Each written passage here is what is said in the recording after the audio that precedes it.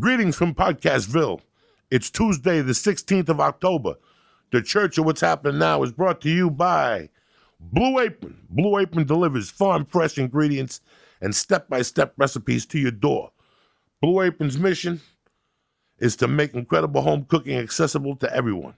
So check out this week's menu and get your first 3 meals for free at blueapron.com/Joey. Again, that's blueapron.com/Joey. Get your first 3 meals free. Blue Apron, a better way to cook. Let me talk to you people about something, all right? 66% of men lose their hair by the age of 35. I don't have to tell you that. It's a shame. You know, the thing is, when you start to notice the hair loss, it's too late. And we got a solution. 4hims.com is a one-stop shop for hair loss, skincare, and sexual wellness for men. Okay, now number one, thanks to science, baldness can be optional. Hims connects you with real doctors and medical-grade solutions to treat hair loss. They use well-known generic equivalents to name-brand prescriptions to help you keep your hair. No snake oil pills or gas station counter replacement. This is prescription solutions backed by science. So order now. What I'm going to do is the church, the family, you get a trial month at Hims for $5 right now while supplies last. $5. That's all I'm asking you for. $5 to get your beautiful. You'll look like Elvis in Heat. You understand me? See the website for full details. This would cost hundreds if you went to a doctor or a pharmacy. Go to hims.com/Joey. That's 4hims.com/Joey. Again, 4hims.com/Joey. The church is also brought to you by Family, my bookie, all right? Listen, watching football is fun and the UFC and, you know, the NBA's right around the corner. Who gives a fuck, all right? You want to sit there with a bunch of guys eating fucking nachos, that's your business. Me, if I'm going to sit with 4 fucking guys, I'm trying to get a little bit of money, whether it's a small 20 or a small 2,000.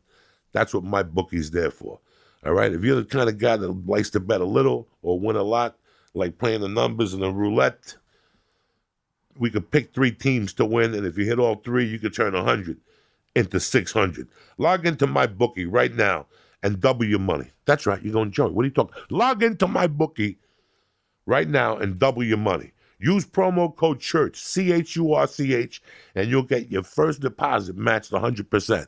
That means you put a G note in, you get another G note. God forbid you blast on a Thursday night game. Who's better than Uncle Joey? Nobody. That's promo code CHURCH. You play, you win, you get paid. Kick that motherfucking mule, Lee. Notice me, motherfuckers. That's what everybody's thinking nowadays. We're in studio with my man Gomez. I like the name Luis Gomez, but I like the name Gomez better. Brings me back to my Adams family days. You know, if you're speaking about him, he likes, and he always corrects me on it, it's J. Gomez. Luis J. Gomez, but that's Luis Joey J. Which Diaz. is a little bit wankerish. I'm just going to throw it out there. Well, And fucking former world champion and just great all-around guy, Mr. Michael Bisping. Congratulations. Thank you. Pleasure to be here, Joey. Pleasure. It's fucking great to have you both in the studio. Man. This is exciting, man. It's been a long time coming. We've talked about doing this show a few times now, and we're able to make this one happen, which is great because you're the best. You guys do your show once a week?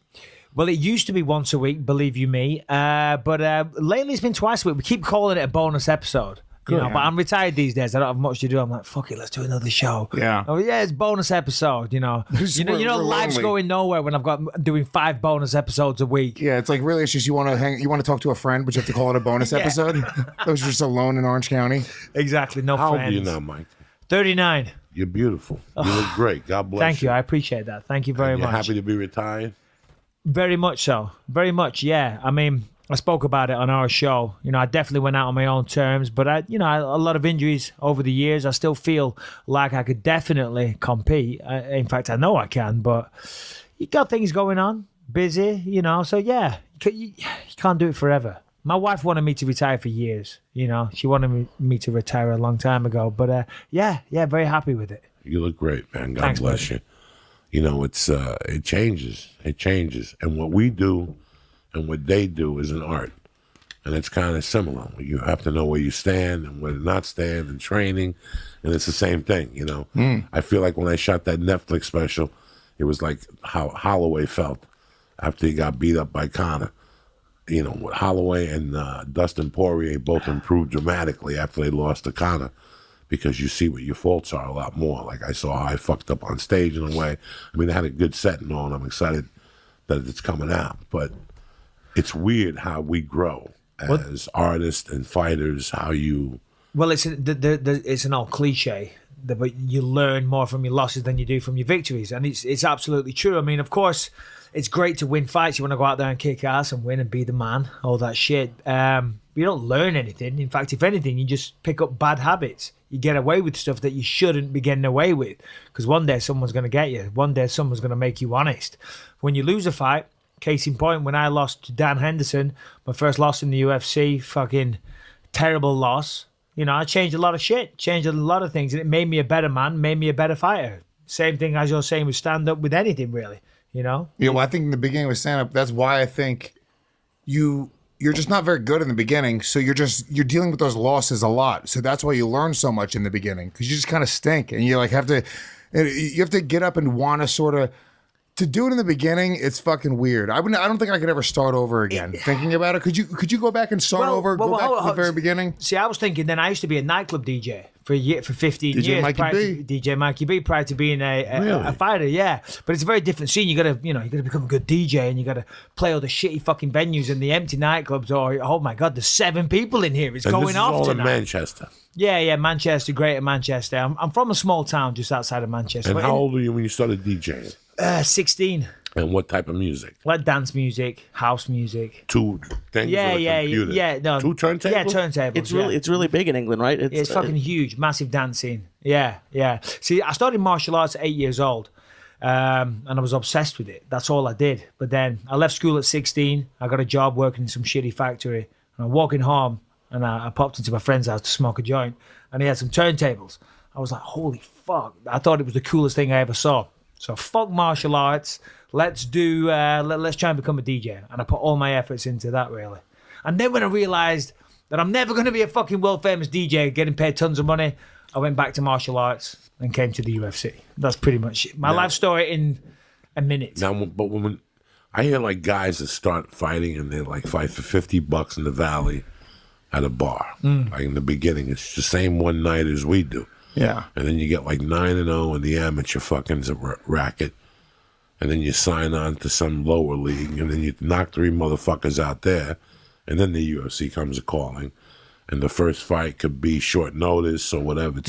It's like when, I'll never forget. I was writing something today about 2000, how I thought I had the pieces together in my life. And I got a call to do the Desert Inn with Dave Attell and some other New York comic. Well, I never called the booker back, and the night before, the night of the show, when I got to the green room, they switched the lineup. It was Tim Allen. Oh, man. And here I am. So you weren't on? Oh, I was on, but I was working with Tim Allen. Right. And he was on the show still. He was still on whatever. He was still a big fucking deal. And I walked in there prepared for Attell, like a 20-minute set before Attell. Yeah. And now Tim Allen's there, and I didn't know what the fuck to do. And he was pretty cool, and he told me, it's you learn as you go along. Like it's the same thing as fighting. You just learn as you go along, and then when you get beat by something new, you switch it up. Like some nights you're like, I'm gonna go out there and improvise, and you get lit up like you eat a bag of dog shit. And now you either go, well, I'm gonna improvise and get better at it, or I'm not gonna ever do it again. It's the same thing with fighting, Yeah. Well, I mean, I think it's just whatever it is, it takes a weird personality type to get into either one. When you really think about it, dude, like, getting on stage, people are really fucking terrified of that. Like people that haven't done it before, speaking in front of, even dude, the first couple of years I did stand up, I was terrified. It's number 2 on the list. Yeah, death and then public speaking. Public speaking. But I'm sure far behind that is probably getting into a fist fight or being punched in the face. People just, for you to want to do it before you know how to do it, it takes a weird thing. Like, why would you? Being a comic? Being a comic or a fighter. Why? Before you know how to fight, what's drawing you to put yourself in that type of danger? It's just most people think it's fucking crazy. I agree with what you're saying, and probably more so these days, because these days, as the sport's bigger, UFC's bigger, and it's more open. It's a job opportunity for more people these days. But from my background and who I am, it wasn't a fucking job opportunity. This is what I did. It was all I know. I had no education, and I was just out there scrapping guys. And I wanted to make something of my life and give my children a better life, you know. So it wasn't like a conscious decision of I'm going to be a fighter. I always was a fighter. That you were like, no, but a lot of old school guys, that's the same kind of thing. I'm not unique. I'm not special. You know, back in the day when there wasn't much money to be made, but now you look, you know, you've got these people, fresh face, education, great family. So what the fuck are you fighting in an octagon for? You got tons of options, you know. So I think these days is a new breed of fighters, you know. Well, I mean, everyone loves money, but I can't imagine. The first time I got punched in the face, I think I'd be retired. Like, what is it like the first time you get punched in the face by, like, an actual fighter, not like just someone out, a kid? I don't know. I used to get punched in the face a lot as a kid. By older kids too. My mum with the sharp end of the heel of her shoe was the particularly painful one. I did karate from the age of 6 to 16, and I used to go to these 3-point tournaments where there were no contact from the head. It was only from the top of the neck to the body, to the waist. And I would go do these tournaments, and I'd win, Michael Bisping. I was pretty fucking good. And Joey Karate. And forget about the form competitions. I would fuck you up with forms because I would practice someone with a string in the thing, and I would bob my head and throw the punches under the strings. I was great. And then something happened in the 6th grade. I got into a fucking real fist fight, and it was horrifying.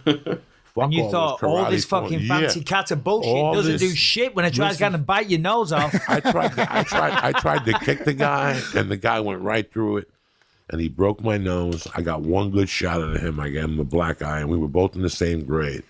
I could taste the blood coming from my nose and my mouth, the whole fucking, you know, type of deal. And I had an idea right there.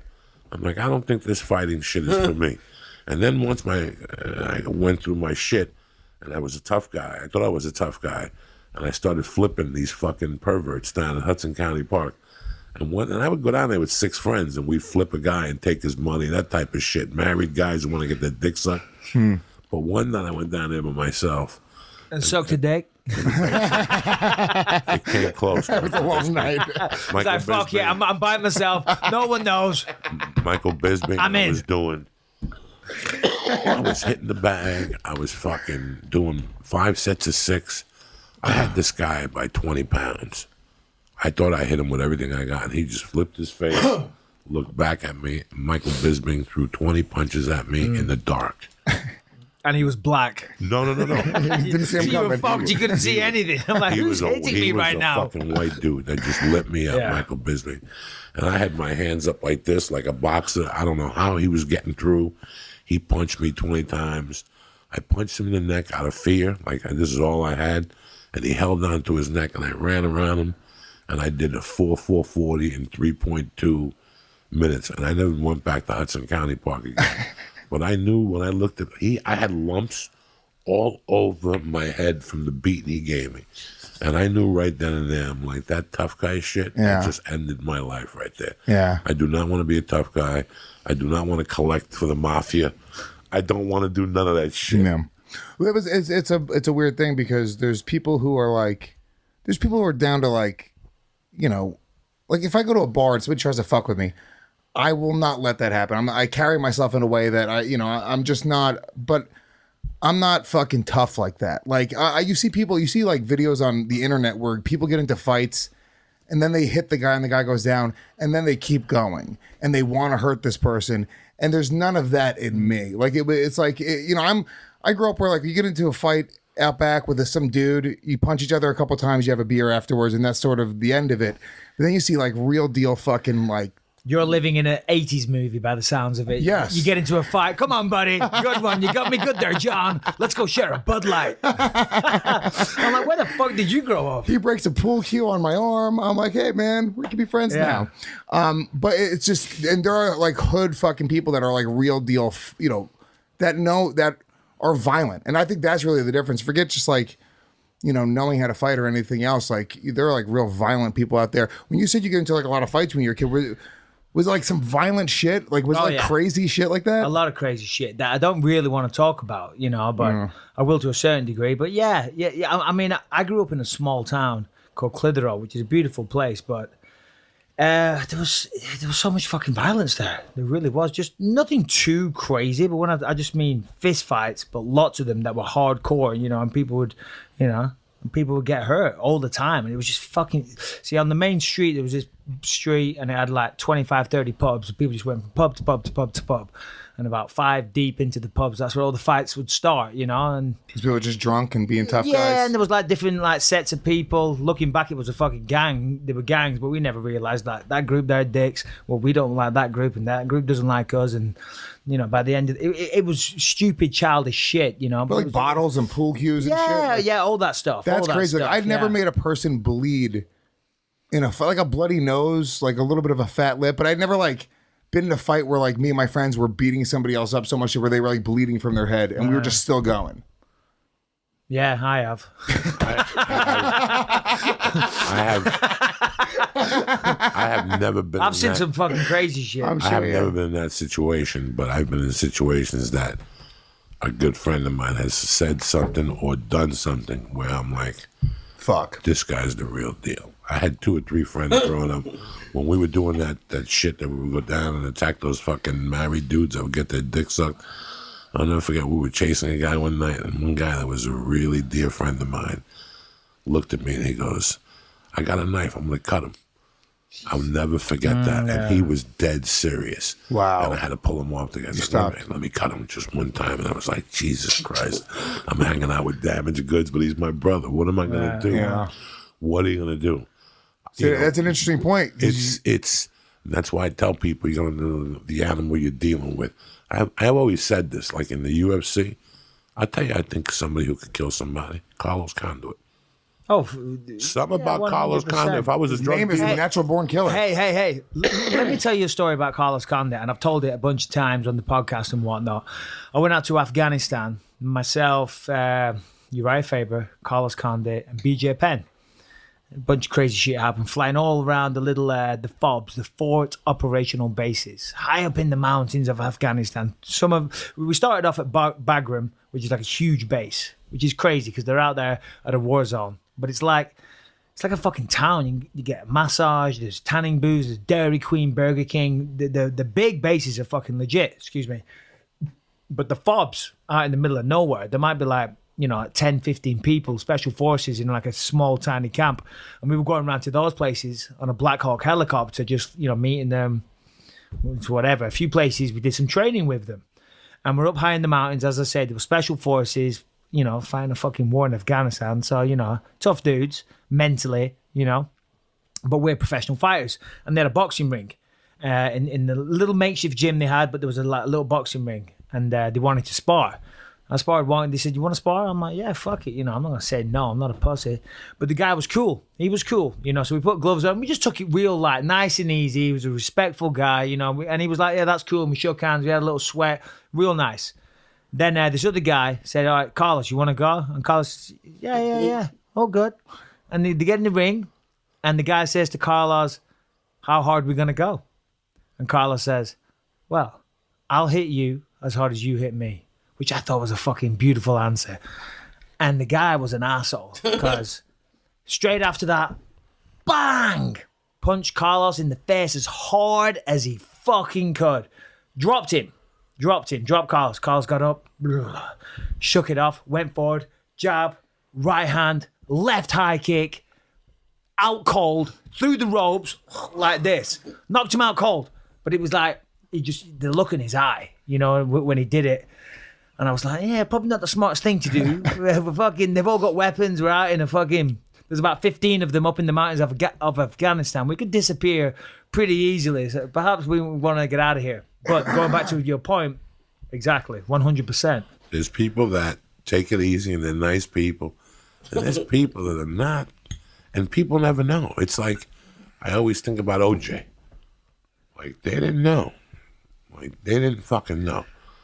John McCarthy had a great explanation about OJ, that he had that shit that football players had, only in reverse. CTE. CTE, and that's why he What do you did mean that. in reverse? ETC? Like it made him, lash out, it made him lash out. Yeah. And he kept it under control. Like, I've been watching that thing on FX because you're on the road. You mean So it was you like a don't- ticking time bomb waiting was a to ticking- explode? I think the cops got called to the house. Yeah, they weren't there. He got in trouble The before cops for domestic got, abuse. no, the cops got called to the house. It is In 3 years, the number is astronomical. I don't want to repeat it because I don't want to look like an asshole. But if But it was you a bunch. watch They went a bunch. People versus OJ Simpson, Yeah. when the tape got leaked, that I guess you know his record. You've been here before. Yeah. And OJ's Well, in we're the back. sitting here going like, yeah, nobody knew it was a ticking time bomb. Yeah. She's like, I knew. I fucking knew. He was beating me up every She weekend. went to a woman's battered Wow. shelter 5 days before he killed Oh, her. really? Yeah, like it's pretty interesting that. So she's kind of an asshole for bringing Ron Goldman around then, because she knew what the fuck was going on. Ron Goldman was a coke delivery. Really? Is that really what it was? That's what they found out years later. Mezzaluna was just a coke dealer that was at a restaurant, and he laundered his money through there. See if you see the article. It was a big time run. I moved out here as that shit was going on, and I met a girl, and she told me that he wasn't drunk. When was the last time you went to a restaurant, left your glasses, and they came back and gave them to you at the house? Either he was fucking her, but he wasn't fucking her. She was waiting for Marcus Allen dick. Marcus Allen was banging her. And he was just dropping off a coke package. They never found. I just remember being in, when this whole trial was going on, I was just annoyed. Because I was like 12.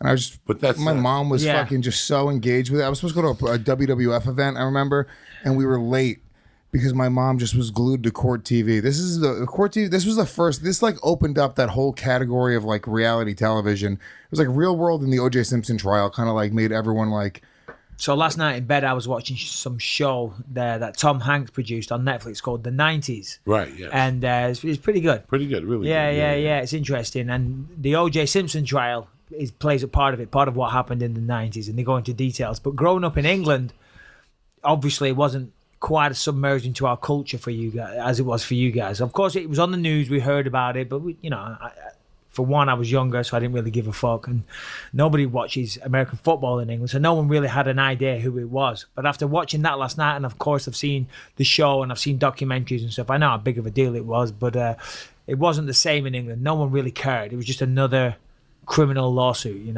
yeah. It was such it was everything. I mean, I was in 6th grade, maybe. I don't know, 7th grade. They wheeled in TVs for the day they gave out the verdict. It was like the end of the school year. It was like June or something. It must have been. Wow. And they wheeled in TVs, and the teachers just really? stopped giving a fuck. They were like, "We're not teaching today. We're just watching this." And you just heard the classroom split. It was crazy. The teachers would be cheering or like screaming curse words based off it because this was also the first story that sort of split America. Like my mom was so pro OJ Simpson. It was bizarre. My mom was like, OJ didn't do it. That was that. She was on his side. If the glove doesn't fit, you must have quit. My mom was an idiot. I don't understand the glove thing.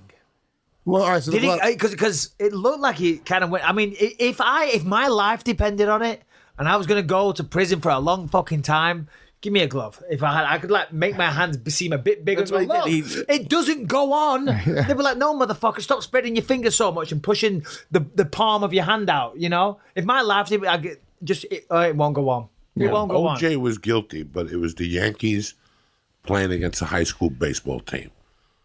It was that type of payroll against a high school baseball team. And there was dirty shit that went on. You're talking about the lawyers, They right? fucked The up. lawyers. Well, Yeah. they The fucked lawyers up. and The cops did dirty shit. The cops did dirty So shit. they Yeah, they created did, all yeah. this reasonable doubt. once is, they raised the reasonable down the Yeah. DNA, that was it. Yeah, well, I saw the show with that's what was brilliant about it.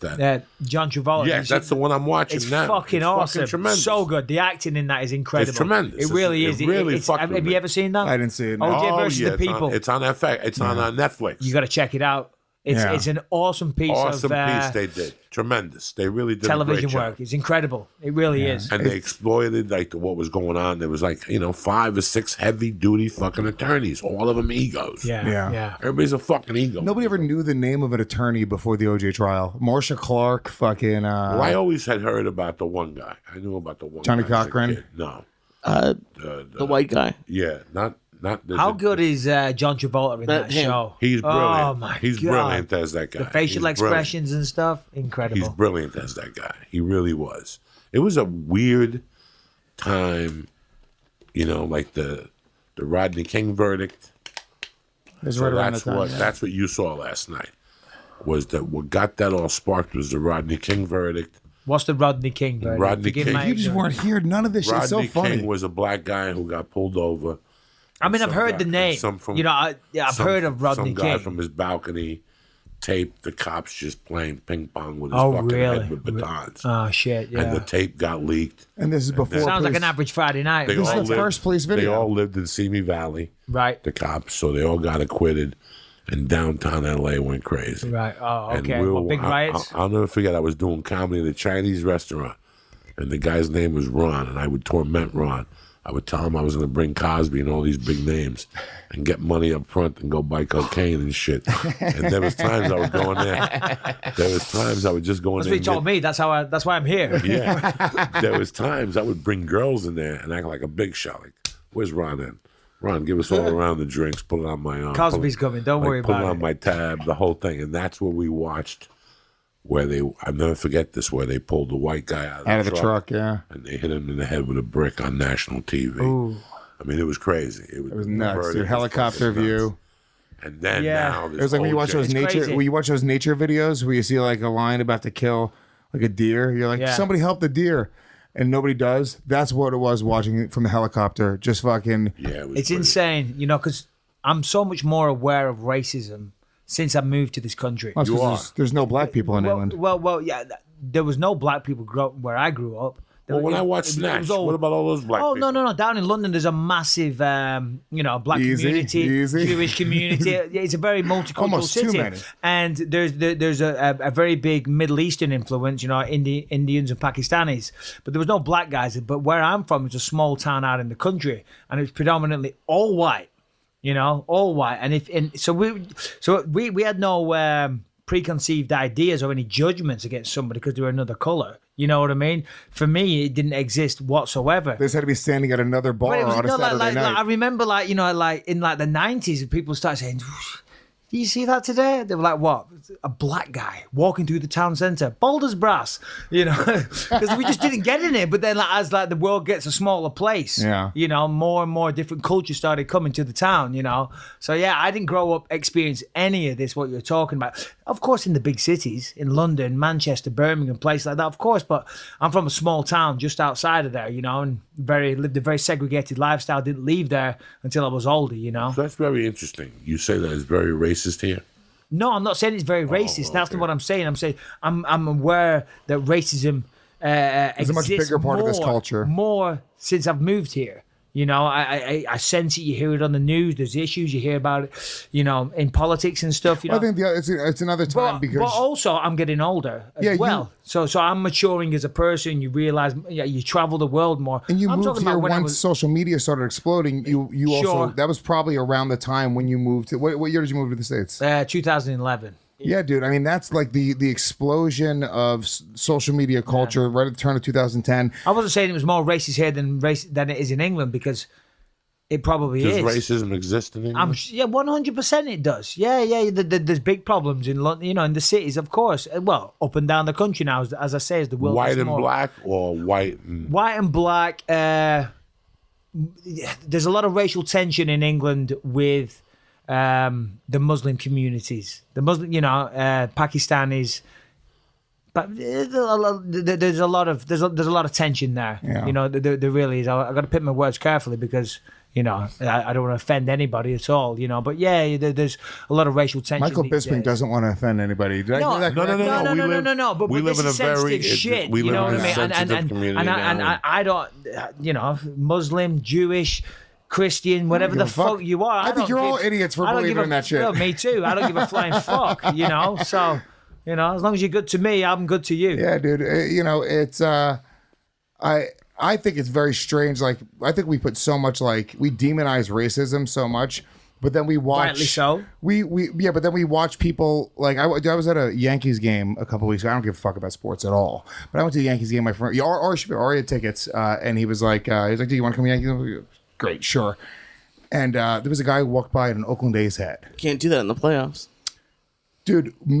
Why do you keep talking about things I know nothing about? No, well, OJ you'll get it. Simpson, You'll get it. Ron Dixon, it's the whoever same he thing was, with- and now baseball. It's the same thing with What was British he football. called? Ron what? What was his name? The guy in the boot? The guy the cops were beating up? Oh, Ron, whatever his name. I don't know. So what happened with the racism? What the fuck? So And now baseball. the guy in the Oakland A's hat walks by, and then 2,000 people waiting to get into Yankee Stadium. As this guy's walking by, asshole, asshole. Your girl's a slut. She's fat.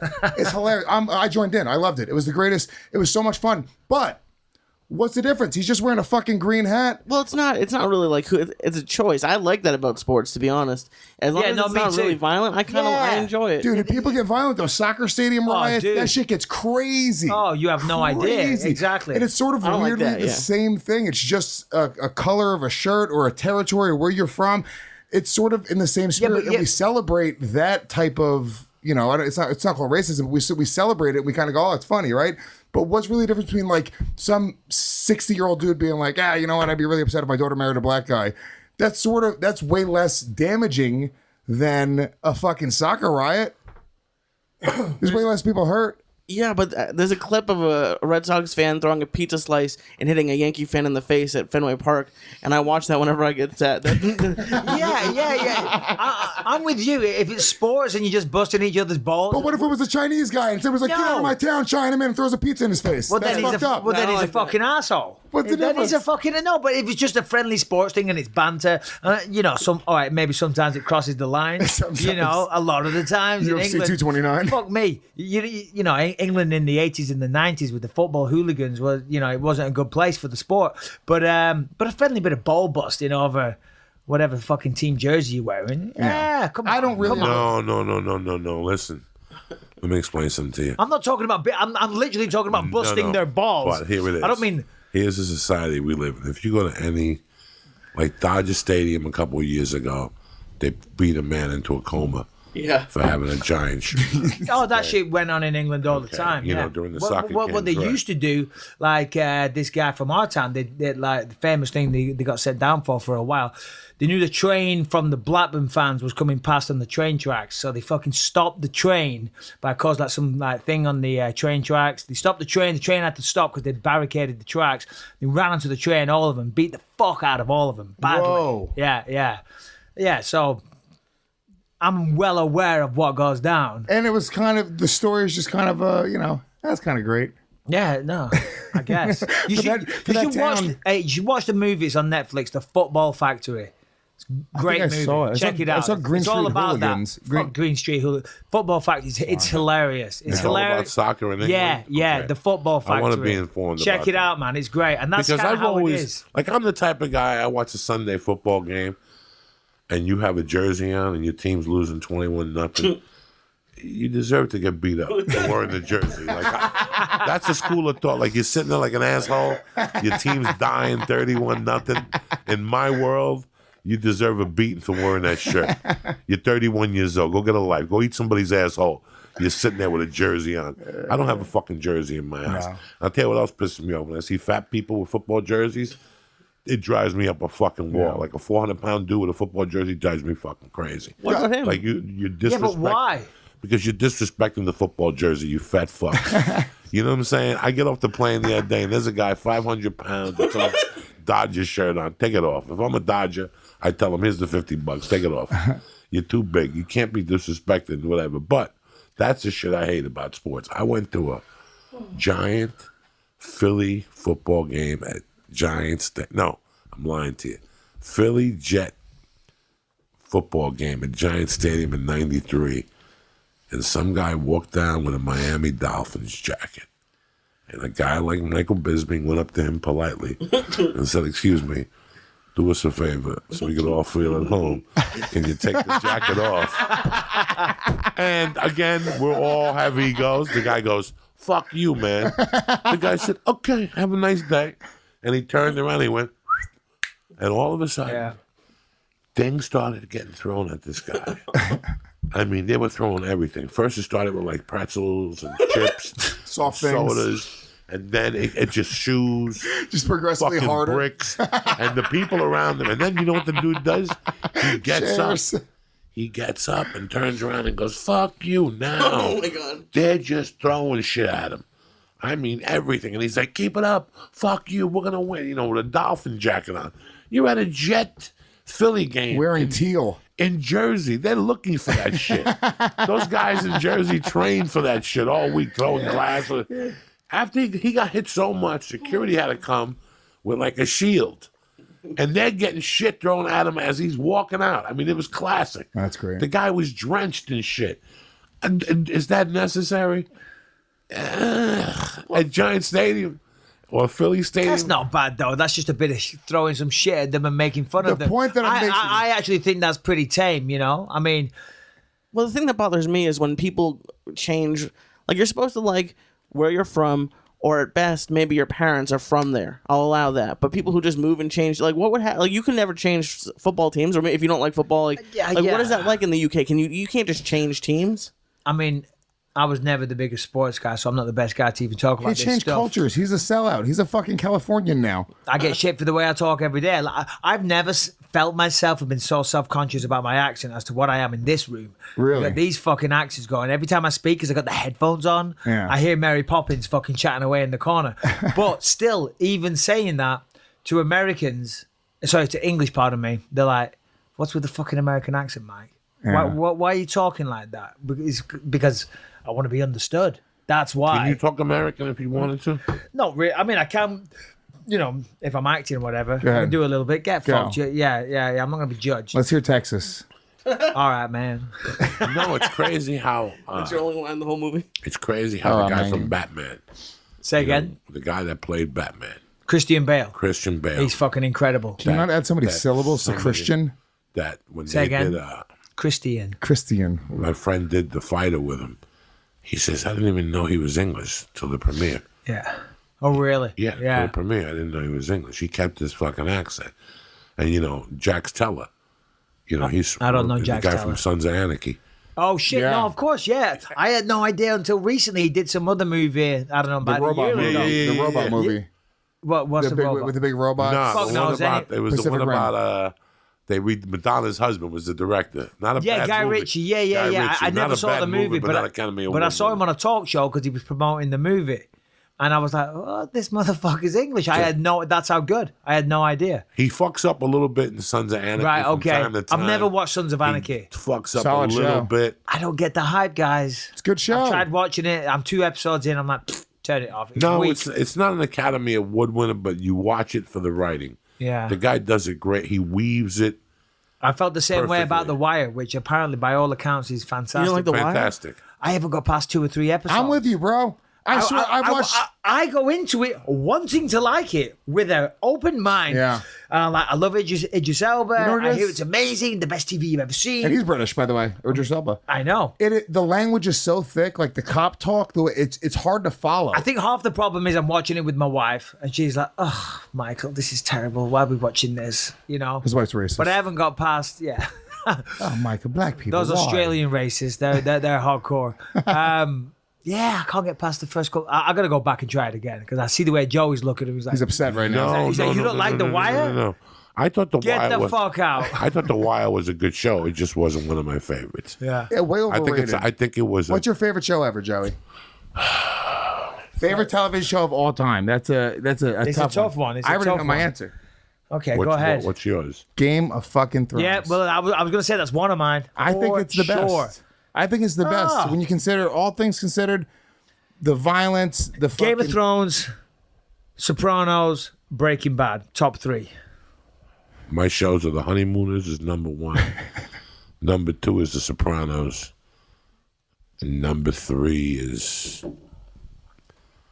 I don't even know. If I have a Fucking Game of number Thrones 3. is so epic. I'm waiting for it to be over because I haven't started it yet. So. What? Well, you're a fucking If I idiot. tell you No, I never had something, HBO. if I tell you something, you're not gonna believe this. Please.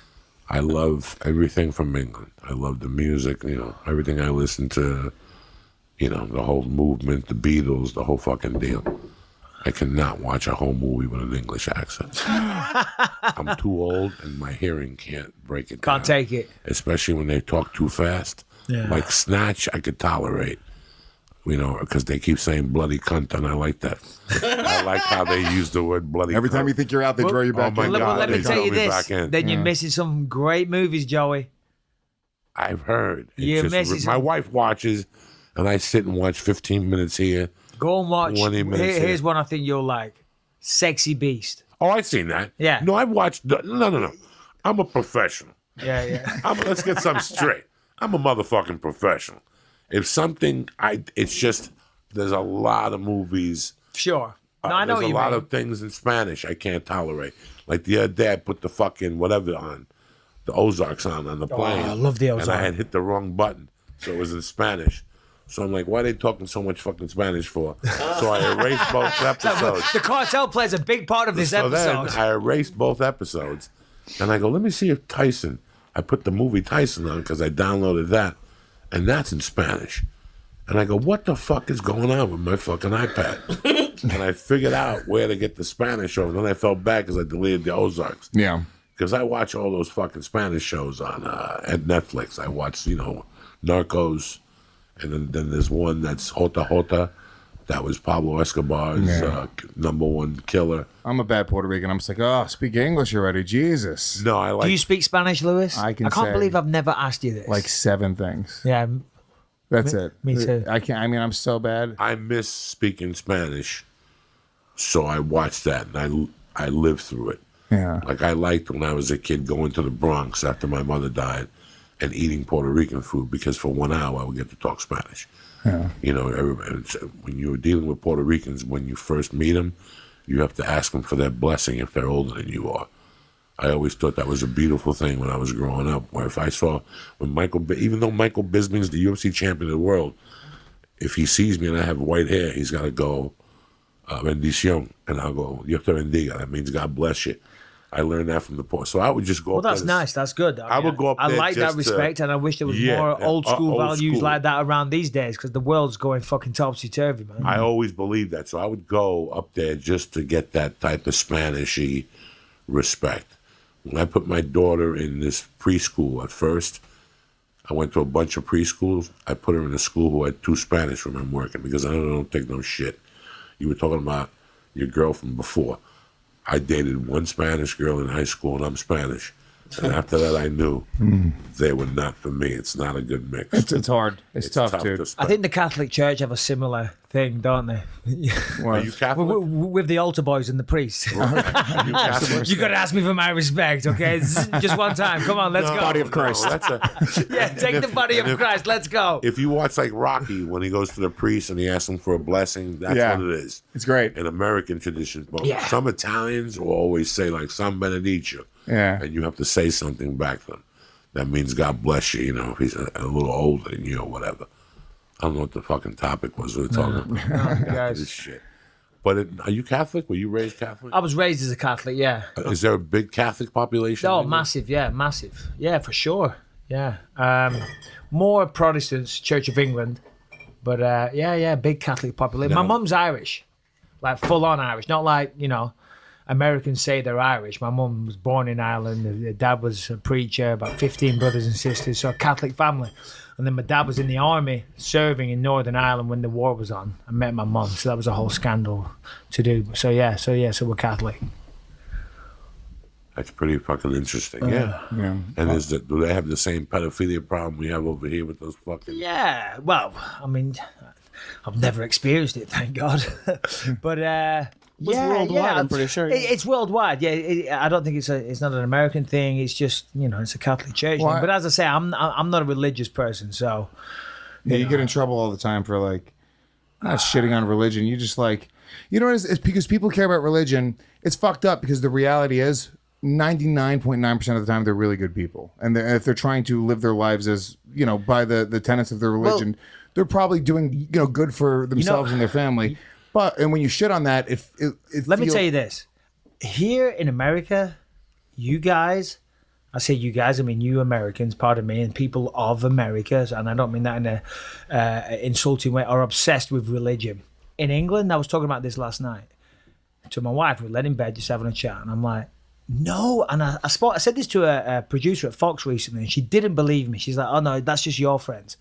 I don't know a single person in England that goes to church. Not a single fucking person. Nobody goes to church. Nobody talks about church. Only time they go to church is to get married, a christening, or a funeral. And that's it. No one goes to church. Maybe that's why they're all closing down. Maybe there's some really old ladies or whatever. It has to be a dying... My wife still goes to church religiously every Sunday. Yeah, with the baby. a lot of people do They here go in the to a States. different church. I'm Catholic, so I stick to my roots. Yeah. If the kid sings in the choir, I'll put a suit on and go down there for the day. But besides, Which is that, great. I respect Are you that. I actually? Do you respect that. believe in God? I believe in something. You do? You believe in something? If you live the life I lived, you got to believe in something. Yeah. Something's out there, something more powerful than me. I What debate is, it. I don't know. No, everybody has their own thing. I don't, but I do debate it from time to Yeah, time. everybody has their own thing. I'm sure, and this is what I always say, I'm sure it's a great feeling. And I wish there was a higher power out there. And I wish that if I got on my fucking knees and prayed hard enough that good things would happen. But I don't. I wish I did. But I, for the most part, I keep those views to myself, and I respect everyone's religions, and that's great, and more power to you and respect. But don't try and convert me. But here's the thing, right? We both have done sales in our life, and there's someone I think we connected with like early when I met you. With someone we talked about that was like, I almost feel like it's the same thing, right? Like if you believe that God is on your fucking side, and you really believe that, right, and you truly believe it. Well, the placebo effect is a real thing. Well, it's just it's assuming the sale. It's assuming the sale. You're going if you really believe that it's going to happen, it's more than likely it's going to happen. I believe that with almost everything in life. If you believe, absolutely, you got to carry yourself a certain way. If you believe it's already happened, you believe you're going to get there. Carry yourself like Conor McGregor right now. Yeah. He's out there carrying himself like he didn't lose at the weekend. It's and iconic. Guess what? Everyone's going to buy that shit up. He's acting like a winner. He's running out on the fucking Dallas Cowboys field, throwing footballs around, proper 12 whiskey. Everyone's like, a fucking couple of weeks from now, no one remembers. You carry yourself in that way. Yeah. And if you're religious and something good happens, you think that's fucking God. Yeah. There's no difference. It's just whatever you put your sort of faith into. I was raised Catholic, Cuban Catholic. The Cubans are very strong Irish Catholic, like the Irish. In 1614, the Battle of the Boyne, the Irish that didn't want to fight, in fact, went to Cuba because it was the only other Catholic. Can I tell you something? Not for nothing. I got 26% reefer over there. Why are you smoking that garbage in my office? I got 26% reefer over there that'll kill a mule, and you're smoking that 2% fucking vapor with cat fucking killer. Tomorrow morning you wake up, you can't see. There's some good shit, Joey. There ain't no good shit. Not like what I'm you. throwing over there. That's the shit that killed John McCain, and you're smoking that. All right, let me get some shit to kill John McCain. I would love it. Get it. It's called Ghost OG.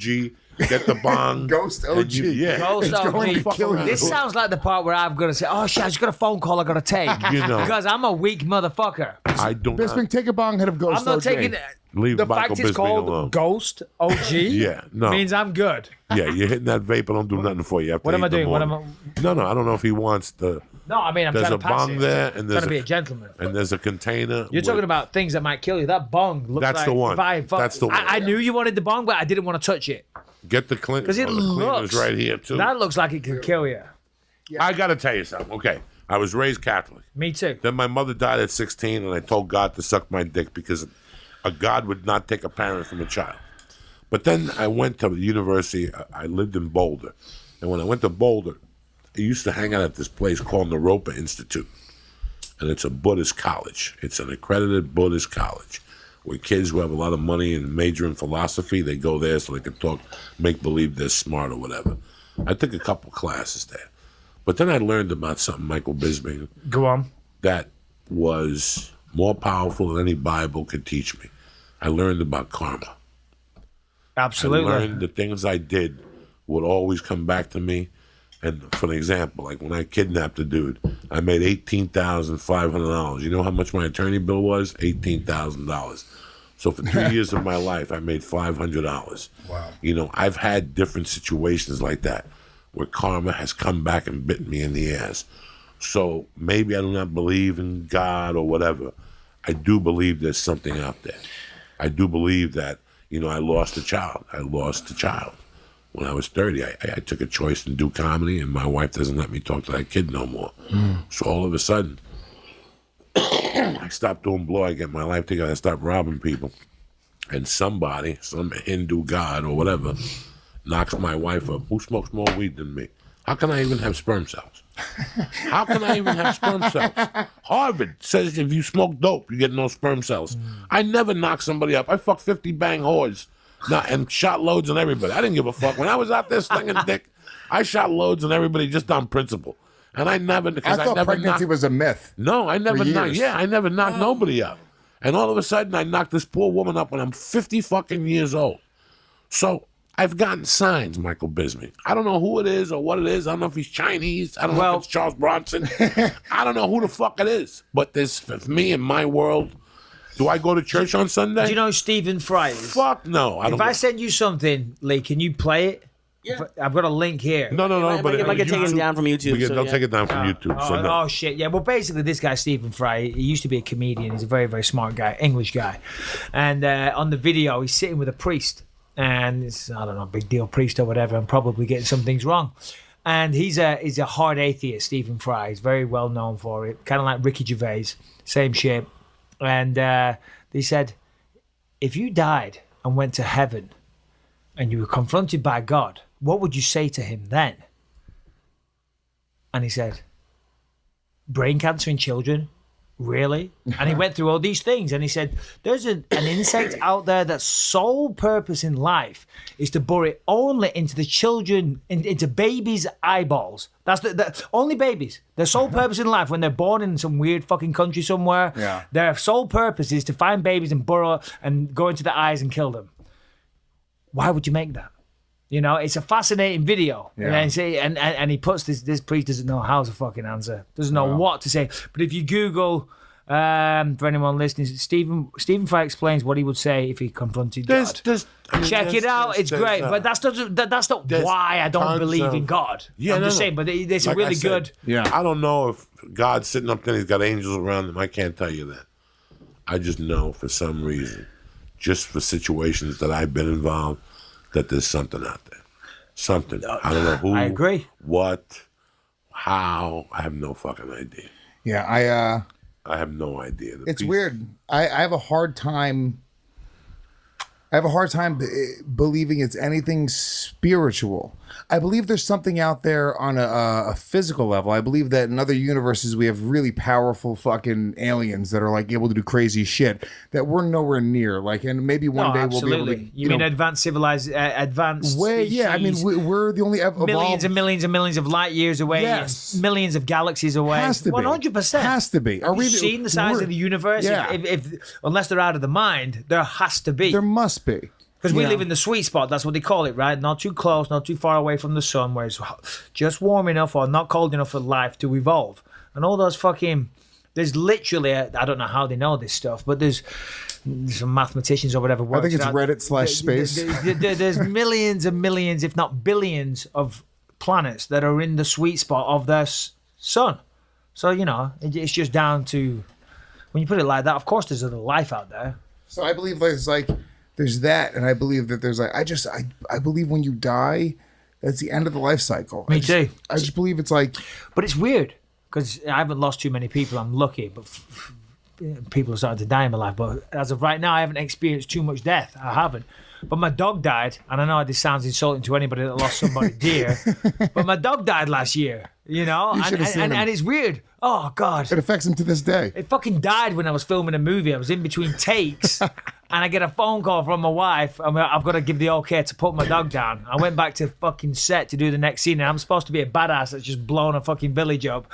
And dude, I'm like, if it would have been a scene where you had to cry, my lips tremble. Oh, you would have got an Oscar, dude. It's over. That anyway, your so career. the point, what I'm saying is, though, I don't believe in God and this and that, but I tell you what, I was sat in the back of the car having a beer with a little tear streaming down my face and thinking to myself, if you are up there, if your soul is up there, Detail. This one's for you, buddy. You know, and it's weird how your mind goes to that space to look for some kind of comfort, you know, because we're told from an early age when we're born that it is there. Yeah. And maybe I'm the ignorant one for doubting that. So maybe just in case I'm wrong, what's There up, you go. buddy? Take care of my dog. Yeah. I know you flew in tonight, and I know you live in town. You know, you live a little far away, so I don't want to keep you guys unless you mind open up that door a little bit for your Uncle Joey. No, we're good. But for the last week, people have been asking me for a recap of the UFC, and since I'm not a fighter, and so many people did recaps of 229, I didn't do one. But now, since you guys are here, and Michael's a professional ex-champion, and he said something that was very interesting. He got beat up a week ago. You know,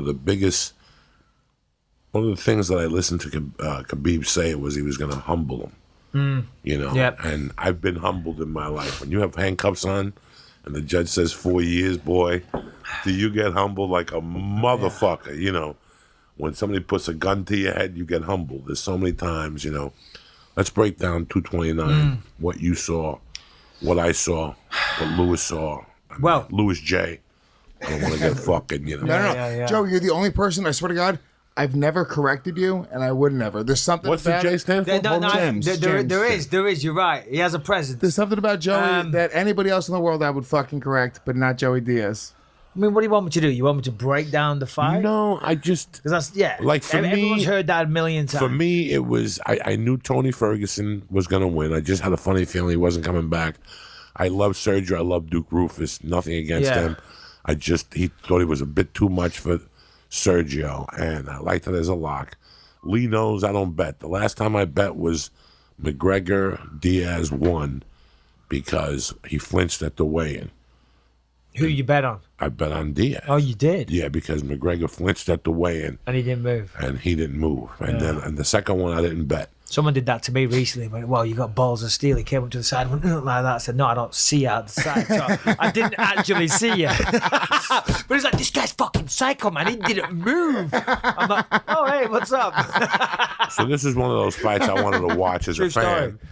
I wanted to watch this fight as a fan. But when I found out that Khabib was a favorite and Conor was an underdog, it made me very curious because I come from a sports gambling background and I know how to read lines. I've been burnt too much by lines. Once you get burnt by lines, you know how to read them. And that line told me, wait a second, so Conor's going to knock this guy out just like that, and America's going to win money on Conor McGregor. Regulars don't work like that. So that was the first hint of a rap. But then I discovered that there was an over and under. And that's a complete different game because people would have just bet the under and gone to sleep. You could have bet Tony Ferguson and gone to sleep and not watched the fight and called the bookie and he would have paid you the next day. That's how confident I felt about Ferguson. I didn't feel that confident about McGregor, but I thought McGregor could pull something out of the hat. But then he said two things. Number one, he showed up with the whiskey. And number two, he said something very interesting. And I caught these words. He says, if you haven't seen the videos, they're on McGregor Production Company videos. Nobody takes the time to say that. All those things, they take time out of your fucking day. It's true. All It's those true. things take time out of your day. Then I waited for the weigh-in. I saw the New York City thing, and between you guys, it was the residual of something. He was just talking, I don't even know what was coming out when he pulled out the vodka bottle. It was something that, they said that John Jones tested for cocaine before a fight. I'm waiting for a test result to come back. Yeah. Because he was acting very cocaine-ish at the New York press conference. And then at the weigh-in, when he went to push his hand and he saw that Ivan Drago's hand didn't move, once 50 people were around him, he got tough and he threw that little half a fag side kick. That was the worst kick I ever seen in my life. With him 10 feet away, the kid didn't react to him. The kid was mentally prepared. The kid didn't even understand what the fuck he was saying half the time. That's what he had his defense. Right. He did not even know. And whenever he would open up his mouth, he doesn't know enough English to protect himself. Not to that extent, So all those things factored in. I wouldn't tell him because he's the kiss of death. I wanted to see what he liked. Because if he likes somebody, you're dead. They'll lose automatically. This Really? guy's like, Who did you like in the fight? Well, I honestly didn't know. I've seen a couple I gave of both him of their fights. I gave him the kinda locks, like- and he picked an Invicta chick No, after I told him. I not bet to. on. This is how Khabib. bad he is. This is how bad he is. Go ahead. I I didn't gave bet him on the Khabib. fucking lock. I bet on Khabib. I also thought Tanya Evinger would go over 1.5. Yeah, you found that out that don't fucking happen. But it was all those things came whatever into it was. effect. So I reached out to a friend of mine who was taking some action, and I just blasted him. Yeah. Oh, really? And I got the over from, I just blasted. And I thought about it and I go, you never seen a boogie with a part-time job. Yeah. It's just not going to work out. It's not going to So work what was your bet? I had the over at 3 rounds, not 2.5, while most people had it. I had it at 3 rounds. And Khabib. So Khabib wins Ferguson. after 3. Yeah, and Khabib wins after Beautiful. 3. You put a lot of money down? So Khabib and the over. How much you put down, Joey? A nickel on each. Just 500? Yeah, just to take a chance. 500 I don't on bet. I don't do So- nothing with my life. And you did a parlay. No, I bet him straight. Parlays are suckers' bets. Really? Yeah, I always well, do they a hit 'em parlay. straight. I always do a safe parlay. That's No. that's every time. That's a safe parlay, but it couldn't have been a safe parlay. There's no such thing as a Khabib could have taken him down in the first round. yeah. I thought there was a chance. I thought Khabib would stretch him out, but I also thought there was a chance of Khabib taking him down in the first round. I thought was scared of Khabib the was going to under. beat him in a decision. That was like, if you would have put gun to my head, what's going to happen in that fight? I would have said Khabib with a decision. But once again, Conor Khabib was always going to win that fight. yeah, but he's a once in a lifetime type of fighter, Conor. Like, he does create those moments. So it wouldn't have been crazy if we woke up the No. next day and Conor knocked him out in fucking 32 seconds. No, it wouldn't have been crazy. It but wouldn't have Khabib been- was always going to win that Yeah. fight, 100%. And Dana- Even though I picked Conor to win on the Fox Sports thing, I don't know. Long story as to why I did that. But a guy like that, a striker against a wrestler of Khabib's level. Unfortunately, I hate to say it because my background's a striker, but a wrestler of that level will always beat a striker. And the reason why Khabib dropped him in the second round and started getting the better of him on the feet is because, and I've been there myself, you're so fucking concerned with the wrestling. Okay, you're like, if I throw a punch, they're gonna come underneath me. They're gonna come in and grab my legs, and you're like, do I throw a punch? And you start getting super timid and sensitive, and then all of a sudden you're waiting for a takedown. And boom, you get fucking blasted in the face because you're thinking about the takedown and you're waiting for it and you're waiting for it, and then you get punched in the face. And that's what happened on Saturday night. That's why he got dropped in the third round. That's why a rematch will probably go the same way, because now not only did he have the physical and skill set advantages, he's also now got the win against him already. And he's got the psychological advantage. So, yeah, that fight was always going to go down that way, in my humble opinion. For some reason, people think I don't like Conor. I like Conor. I think Conor's a great competitor. I think he's a great fighter. He's taken down some great names. But I also knew there was holes in his game. It's fair enough. That's a fair way of putting it. I'm a fat fuck, but I did everything growing up. Everything. 5 years ago, I walked into a jiu-jitsu studio, and they made me do a hip escape. I thought I was going to have a heart attack. And I walked out of that studio and I go, I'll never go to jiu-jitsu training ever again. And then 2 blocks away, I said, why not? Am I fucking a fool? What's the problem? It's just, and I would have anxiety on my back and I kept going back, but something happened along the way. I acquired the respect for how long it takes to be a black belt in jiu-jitsu. It takes a long fucking time. You got to do a lot of things. So when Diaz fought Conor the first time, that's what I kept thinking about.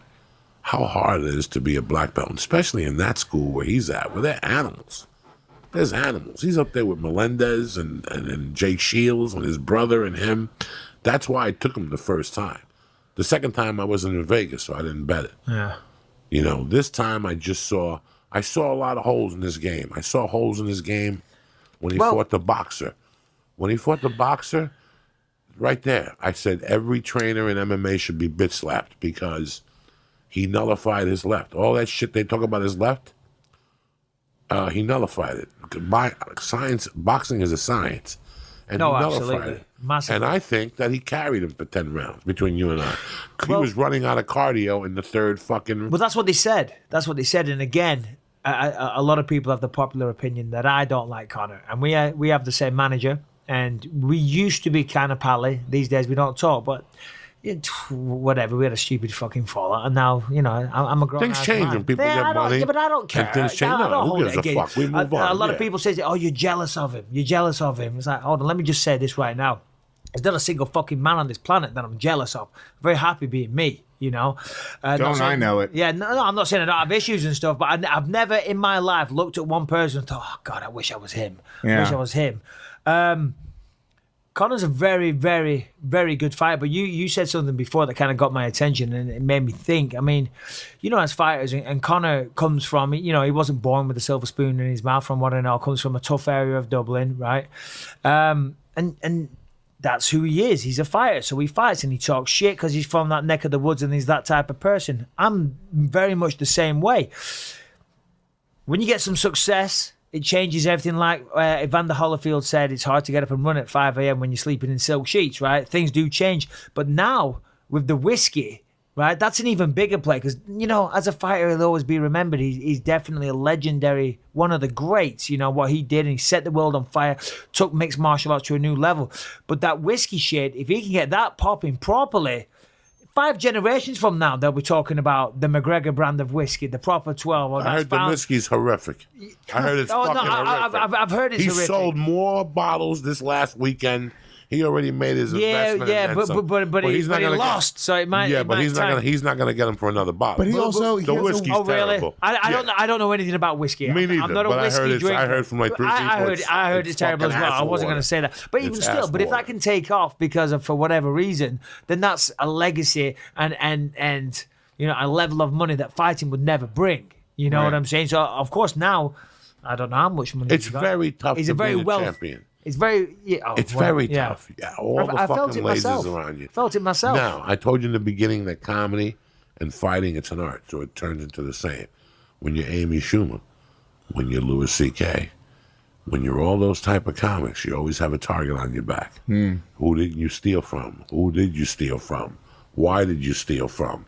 You sold a joke in 1992. Everything comes out, and the same thing comes out in fighting. It's no fucking different. No, for sure. It's no fucking difference. So when Rodna started getting busy and she got knocked out, and after the fight she was sitting there, you're thinking about all the time that you fucked around. That, that's why I loved when Conor said, I'm not doing any press. It's like us as comics. So I got to fly in at fucking the night before, and then you want me to get up at 3 a.m. California time to go into a radio and tell jokes. Do that 3 days in a row. In the old days, you had to do especially when you got a podcast that has way more listeners and way more value. This is way before the podcast. Oh, before. Right, Think about when you went into a town. You got to get up 3 days in a row at 6 o'clock. Yeah. Even though you snorted blow the night before, even though you ate the waitress asshole, whatever you did the night before, they picked you up at 6, and you did radio till 12, went back to your hotel, and then went back at 3:30. That shit takes away from your stand-up No, for sure it does. And just like the success in the fighting and everybody wanting a piece of you, wanting to go on this TV show, this talk show, meetings, sponsors, appearances, signings, checks, money.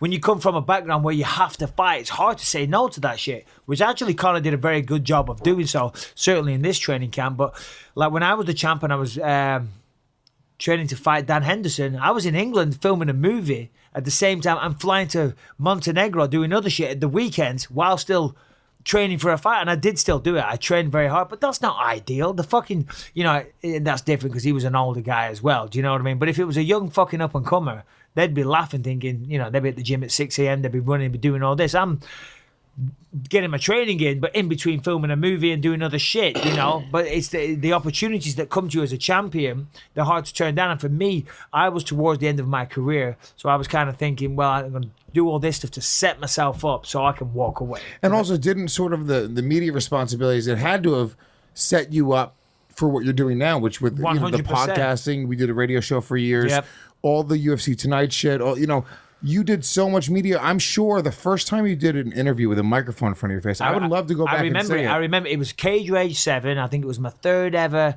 MMA fight. And, they do a little bit of promo and they stick a camera in your face. And I'm like, and as I said, that little town that I talked about, I hadn't left there. I'd never been to London, you know what I mean? I was a small town boy. And they stuck a camera in, it was my 3rd fight. I didn't give a fuck. But Babalu was supposed to fight their champion.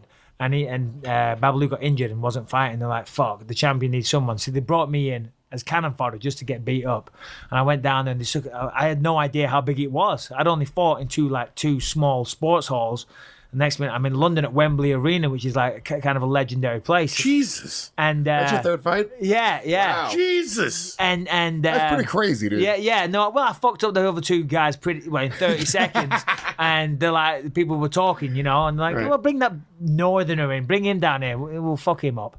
And they took a camera in my face, and I'm like, I froze, and they're like, what do you want to say? You want to send him a message? And it was like the worst delivery and worst line ever. I'm like, well, I just want to say, good luck, because you're going to need it.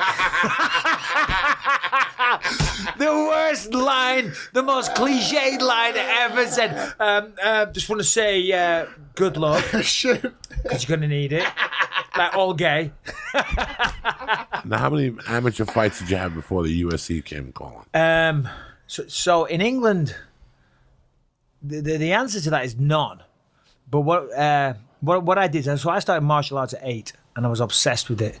And I started doing Japanese jiu-jitsu, which is, they do everything in Japanese jiu-jitsu. All martial arts took something away from Japanese jiu-jitsu and amplified it and made it better. So we did everything. We did grappling, striking, takedowns, break falls, fucking weapons, nunchucks, swords, you name it. We did everything. And that's what Japanese jiu-jitsu is. It's a fascinating martial art. And we started doing this competition called Knockdown Sport Budo, which my trainer, my sensei, should I say, organized. And that was MMA. But that term MMA didn't exist. But it was no gloves, punches, kicks, takedowns, everything, submissions.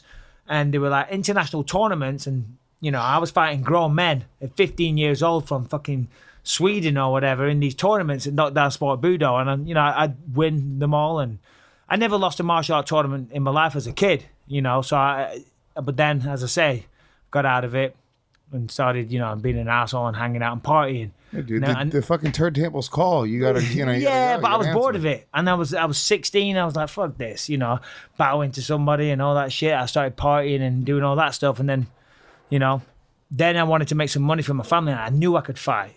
Never, I had a lot of success in martial arts, and I was a bit of a toe rag when I was a kid. I was, I was always getting into fights, so I knew I could fight. And then someone told me there was money to be made in the UFC, so I was like, well, let's give this a shot then. And as I said, long story. Third fight, there I was down at Wembley Arena, won that. That was the cage rage title, and then I had 7 more fights in quick succession. So I was 10-0, and then there was auditions for the UFC in London. So for the Ultimate Fighter. Ultimate Fighter. Yeah, so I went down to that. Unfortunately, I sound like such a bragging bastard here, but fortunately, everyone else that was auditioning at light heavyweight, I'd knocked out in the first round. So it wasn't really much of an audition process. Do you know what I mean? I'm like, really? These guys? Come on. So, yeah. How many fights did you have in the UFC? 29 or 29. 29. Yeah. Jesus. Yeah, 29. Is it still the most or now? I think Jim Miller just got the most wins. I think he's got 30 now, but I still got the most. No. He got the most fights, but I've still got the most wins. Who's on your heels? No. Me and GSP are tied for the most wins. Oh, yeah. Son of a bitch. 29 wins? No. I wish it was 29 wins. I don't know what it was, like 22 or something like that. I'm not sure. Honestly, I don't know. I don't follow my record. I'm not sure. What was the toughest fight you ever had? Toughest fight, believe it or not a big name. Matt Hamill. Deaf guy on Ultimate Fighter. Yes. So we were on the same season, and like for me, when I was younger, fighting was everything. That's all I had. My family had no money. I had nothing. I was bullied all the time for being poor and shit like that because we grew up in kind of a nice neighborhood, and I hated it. So all I had was the fact that I could beat anyone else up, and that's what fueled me in life, And I'd seen a lot of violence. So when I went on the Ultimate Fighter, fucking this guy was my main competition. By far, he was great. His wrestling was ridiculous. We don't wrestle in England. If he just touched you, you go flying through the air. His wrestling was that good. So because I was such a competitor, we were butting heads all the time and we didn't get along. Now, I wish him the best. I'm sure he's a great guy. Anyway, we didn't fight on the show. We got injured. I ended up winning the whole thing. I'd had a few fights in the UFC. It was UFC 75 at the O2 Arena. And like a typical cocky bastard, I remember walking out, waving at everybody, waving at my mom, all smiles, thinking I'm going to wipe the floor with this guy. Fight starts, we go out there, I don't know, a minute into it, he's got me in a headlock here and just doof, doof, doof, repeatedly, like you would to your little brother, right? Blood pouring out my fucking nose everywhere, and I'm thinking, this is not going to plan. And he beat the fucking living daylights out of me. Now, next couple of rounds, I did just enough to make it a competitive fight. I ended up getting the decision. A lot of people were pissed about the decision. It was a super close fight, But yeah, probably Matt Hamill, which isn't like one of the superstar names you want to hear, and people want to hear like Anderson Silva or whatever. That was a tough one. He's the guy that got the squad. He got. Yeah, he's got the win on John Jones. He's the only guy who's ever beat John Jones, which is ridiculous. That should be a no contest, but whatever. Yeah. No, I think we should give Matt Hamill a fucking special trophy. He's got like an MMA school somewhere now. That's a picture of him like he's the guy. Yeah. John Jones. No, he's got it zoomed in on his Sherdog record, and that is like in like a big photo for And a him. big somewhere. lump on his head from the elbow. Like He's also deaf, like 50 which is like stitches. no, he was amazing. He was great, but he couldn't hear. It was No, He was he was about very it and deaf. yeah, he was very deaf. He's very fucking deaf. Because like, we'd be on the Ultimate Fighter and we were on the same team and we'd be training. And this was like why we wouldn't get along because we'd be training and shit and we'd be sparring and end of the round. So we'd stop and I'd stop. Bang, and he'd fucking end up carry on punching me in the face. I'm like, what the fuck are you doing? What are you doing? And they're like, and he Played dumb. he had an interpreter there giving him fucking signs and everything. And not to mention the fact that they say when you're deaf, you got a heightened sense of your surroundings. Yeah. So I would think that when everybody in the room stopped fighting, he'd realise that, oh, we've stopped. But he'd still get a couple of sucker punches in on me. And You know what I mean? his And I'm interpreter like, was what probably... the fuck, man? And he's like, no, he's deaf. He's like, oh, sorry, I didn't realise. And I'm like, fuck this. You fucking knew. You fucking knew, you cheap-shotting motherfucker. And his interpreter was just trashing you. He was like, yeah, what a bitch. I'm like, you're going to get it outside. You're going to fucking get it. I'm going to break your fingers. You're never going to interpret another thing in your life. And you look good, man. And you look good. You're sharp. You're Stop doing that. What? you're, Pounding the table? Yeah. Stop being funny, bitch. you're there's people that are still fighting that when you hear them talk, you could tell that they're gonna have a long road Yeah. a couple of years from now. It's a And shame. I don't see It's a- that with you. No, for sure.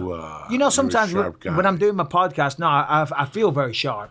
When I do the podcast, sometimes I kind of listen and I think, fuck, am I slurring my words? Because I don't feel like my thinking isn't slurred. My thinking, I think way too fast. I'm 5 steps ahead of my mouth's able to carry me. I talk too fast all Now, the you're the time. guy that busted Tim Yeah. Holloway, right? Holloway Yeah. on the interview. How did you know he was concussed? I didn't know if he was concussed. We were doing an interview. We come up on the big screen, and he's on there, and he was like, and prior to like the studio making our sound, go through to him, I was whispering to Kenny, I was saying, "Fuck, man," I said, "he doesn't look good." Max is a great guy. I know Max. Max is a great guy. Yeah. Oh, he's the best. Awesome guy. And so we start, and I'm like, we have cards in front of us of what questions we've got to say that we've arranged in the production meeting beforehand. But I'm like, I can't go off this shit. I've got to ask him. I said, yo, Max, you feeling good?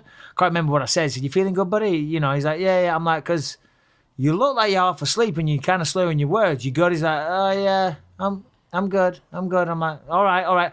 And then afterwards, I sent him a message because I felt bad because I was like, I had injuries, but you still want to fight. As a fighter, you don't give a fuck about your injuries and you still want to go. And that's the fighter inside you. And I thought if somebody was highlighting one of my injuries on TV, I'd be pissed at that guy. So afterwards, I felt bad. I was like, yo, Max, sorry, man. I wasn't trying to. And anyway, he messaged me back. But by this point, the news had broken that he had a concussion and shit, and he wasn't able to fight. And he messaged me back. He said, no, thank you. Thank you so much. Thank you. Because of that, I'm not fighting, and I want to say thank you. So he took it so well. He's a great guy. When did he get concussed? That afternoon he got No, punched? I think it was. I don't know this from the horse's mouth, but I think a few days prior, what I heard on the grapevine around the UFC, he got knocked out in training a few days before. But I could be wrong there. That's what someone told me. But that's what I was hearing. Yeah. I think it was not this card or the last one. I don't want to mention any names. I looked at the card and I saw a name on there that you could tell he's already gone. Yes, it's. And I was like, why are they letting this poor bastard fight? And he lost again. And it's like, there comes a point where you could tell. You don't have to be a genius. That's something the screws aren't right. Yeah, no, for sure. Were you scared of it at any point? No, I wasn't. I never was. I was always fearless. As a fighter. You can't. No, You can't have that mindset. You can't have that mindset. No, you can't. I retired because this eye here is fucked. It's fucked. So, but I see fighters out there and they fight a certain way, and it's not smart. The idea of fighting, professional fighting, skilled fighting, is to hit and not get hit. You know, all this fucking bravado. Oh, I don't care, man. I'll take one to get in there. No, it's stupid. As you said, boxing is a sweet science. There's a science to fighting. There's a science to martial arts. You know, a lot of people in the UFC, I'm not saying I'm not a knucklehead, because I've certainly had my moments. I act like an idiot sometimes. But there's a lot of people that aren't martial arts, they're fighters, you know, and they go out there and they have the chin carried in the air and they take a ton of shots. And it's great for the crowd and it's great for the UFC, and I enjoy it, and it's exciting as hell. But I worry for those guys that do that and fight that way, because as you say, you can see it with some guys as well. And I don't want to say names, but you can see it. You see it. It doesn't take a fucking genius to know. Exactly. And there's a genetic disposition to it as well, obviously, there is. because there's guys who take a lot of. Dude, you've had we were talking about, you had the most, one of the most fights in the UFC. You've been in a lot of fucking wars as well. I think that. It depends on the way you're made up. I think certain people smoke cigarettes their entire life, they get cancer, right? And it's just, it is what it is. No, it's a 50-50. Yeah, it's a 50-50. They smoke more cigarettes in China than what we do here, and they got less percentage of cancer. Really? Is that true? Yeah, because the Tai Chi and acupuncture opens up the oxygen and all that type of shit. Really? Listen, you never know what your jaw is going to take. It could be 3 punches or 20 until you start getting a glass jaw. You never know. Same thing with your coconut. How many? No, for sure. How many? My dick. As an offensive center in football, how many times can you get fucking hit in the head? As a fucking linebacker, as a quarterback. I was watching a game the other day. You can't barely touch the quarterback no more. Right? Yeah. You can't barely touch him no more. The amount of times after a fight when I've lost badly and I have no idea what's going on, but I'm smart enough to know to act that I'm okay. Do you know what I mean? So I'm trying to piece everything together very carefully and as to what's going on, and then a couple of days later I think back to that. I'm like, fuck, man, I was so out of it. And you're doing interviews and you're talking to people and you don't know what's going on. You can't remember stuff. I mean, the worst one was when I got knocked out against Dan Henderson, UFC 100, and I was backstage and I had no idea what happened. I don't know why I'd fought. I thought I was fighting in 3 months. I was saying to my manager, why did I fight? He's like, what do you mean? I'm like, I wasn't fighting tonight, He's like, dude, we got to get you to the hospital. I'm like, no, I'm good. I get in the shower. A second later, I'd walk out and they'd go, come here. Because everyone was around there, the UFC people, doctors and shit. I'm like, what's going on? He's like, fucking hell, you need to go to the hospital. And I said, no, I'm good. 2 minutes later, come here. What's going on? And this went on for a while and they were trying to get me to the hospital. I was denying. I said, no, I'm good. Anyway, long story short, took me to the hospital. I shared an ambulance with Frank Mir after he just had his ass kicked off Brock Lesnar. And we're both in the back of the ambulance feeling like sorry motherfuckers. And I'm like, hey, what's up, Frank? And then I was like, motherfucker. He's like, what's up? I'm like, nah, never mind. It's all coming back to me. And now I realize, now I know. It's a tough game. It's a tough game, and you got to know when to get out. The end of the story is that Frank Mir was never in that van. Yeah, exactly. Frank's like, I've never met Bisping. He's out of his mind. What the fuck were you thinking a month ago getting into the octagon or whatever the fuck you did? Oh, man. You're a crazy this fuck. guy? Oh, yeah. I did for Ellis Mania, which is Jason Ellis is a radio personality, Sirius XM, who I've known a little while now. And I did the first ever MMA comedian fight. They never did MMA. It was always like boxing between like fans and shit. And they have like roller skating fights and fucking stupid shit. It's just dumb. Yeah, right? yeah. So I'm cornering him. Okay, he told me that it was going to be a real MMA fight. I did not say it was going to be a real MMA No, fight. you said it's an MMA fight. I want you to train me and all this. Yeah, you had an MMA fight. And I'm like, all right, cool, yeah, whatever. I respect you, Lewis. And he was pushing himself and he was training and he was doing all this. I did. And I was like, oh fuck, this guy's taking it serious. And he come down to my house and whatever. We did a couple of training sessions. Drove him to Vegas. He's getting on like my weight. Fucking hell, did the scales and blah blah blah. I'm like, he's getting on like I was for fucking like the biggest fight of my life. You'd think he was fighting Khabib at the weekend, right? In the biggest pay-per-view of all time. I'm like, fuck, where are we going here? Right? And anyway, we get there, we're checking into the hotel, and I know how this feels, because when you check into a hotel and your room's not ready, it's annoying as fuck. I check in, my room's ready, Lewis's room's not ready. And he's like, what the fuck? Because he was due to be on the scale to weigh in about 30 minutes, and he had to cut a little bit of weight. And he's freaking out and this and that. And I'm like, Lewis, it's okay. It's okay. Just come up to my room, cut it there. He said, no, this is bullshit. This shouldn't be happening. He has a breakdown. He's on his hands and knees in the lobby of the Hard Rock. Suitcase open, throwing shit everywhere, looking for his phone. I still to this day don't know what he was looking for. His shorts or something to weigh in. Sweet sweat. And I'm like, what are you doing? Get off the fucking... And I said, Lewis, listen, you got to enjoy this process, man. That's what my coach said to me. When I took the world title fight on 2 weeks' notice, I always stressed. I was stressing myself out. By the way, I knew you were going to fucking win. No, thank you very much. Something in the air. He was too cocky, Luke. But and you fight for your life. Well, thank you very much. But Jason, I always stress out in training camps because I want to win, and I feel the pressure. And Perillo pulled me to one side. He said, Mike, listen, it's only a 2-week training camp. Can you calm down? Enjoy this process? He said, who knows? Maybe you never fight for a world title ever again, So let's enjoy it. Let's enjoy this moment. And I thought, do you know what? He's absolutely right. It was fantastic advice. And I did. And it was like a weight lifted off my shoulders. So I go up to Lewis. I'm like, Lewis, you might never fight in the UFC. Yeah, sorry. You might never have another MMA fight again. But this is a big moment for you. You're here. There's a weigh-in out there, Lose the chip on your shoulder. Enjoy this process. And he looked at me like he wanted to kill me and basically said, go fuck yourself. You should have brought the scale, Mike. But blah, blah, blah, blah, blah. He didn't bring the scale. He was supposed to bring the fucking scale. It was his idea to bring the scale. Then last minute, he was like, dude, we're not going to bring the fucking scale. Did you make weight? Yeah, he made weight. What was weight? 205 pounds. I weighed at 202.6. But I didn't know. Yeah. And we were late. And when I'm running late, when I'm en route, dude, I'm really rude to cab drivers because if I'm running late for something... He was a cunt. I turned into a fucking cunt. I wanted to beat the piss out of him. Oh, man. I was like, oh, my God. I was biting my tongue so hard. I'm like, I don't want to fuck him up. I'm like, this motherfucker, I'm driving him to Vegas. I'm putting him up. I'm taking him for physical therapy. I'm doing this. I'm driving him everywhere. I'm picking him up in LA. I finished UFC tonight. Motherfucker kept me waiting for an hour and a half. and then he gets there after me sitting in my car for an hour and a half. Take me to a Starbucks. I'm like, wow. Take him down to my house. My wife's cooking, taking him everywhere, driving him to Vegas, kicking off, throwing shit everywhere in the Hard Rock. I'm like, the fuck is going on with this guy? Because I don't get spoken to like that, and I don't accept it because I tell people to fuck off, but I like Lewis and I have respect for him. I'm a future legend. I understand. So I'm like, all right, so I'm biting my fucking tongue. I'm like, this motherfucker. And anyway, long story short, he's warming up for the fight. I turn up. It's my wife's anniversary. 19 years, but still, I got corner Lewis. It's not 20. Shut up. And it's not the big one. And I'm in there, and Kyle Kingsbury is the main event. Okay, he's dancing in silver speedos, high on magic mushrooms, dancing to the Dirty Dancing soundtrack.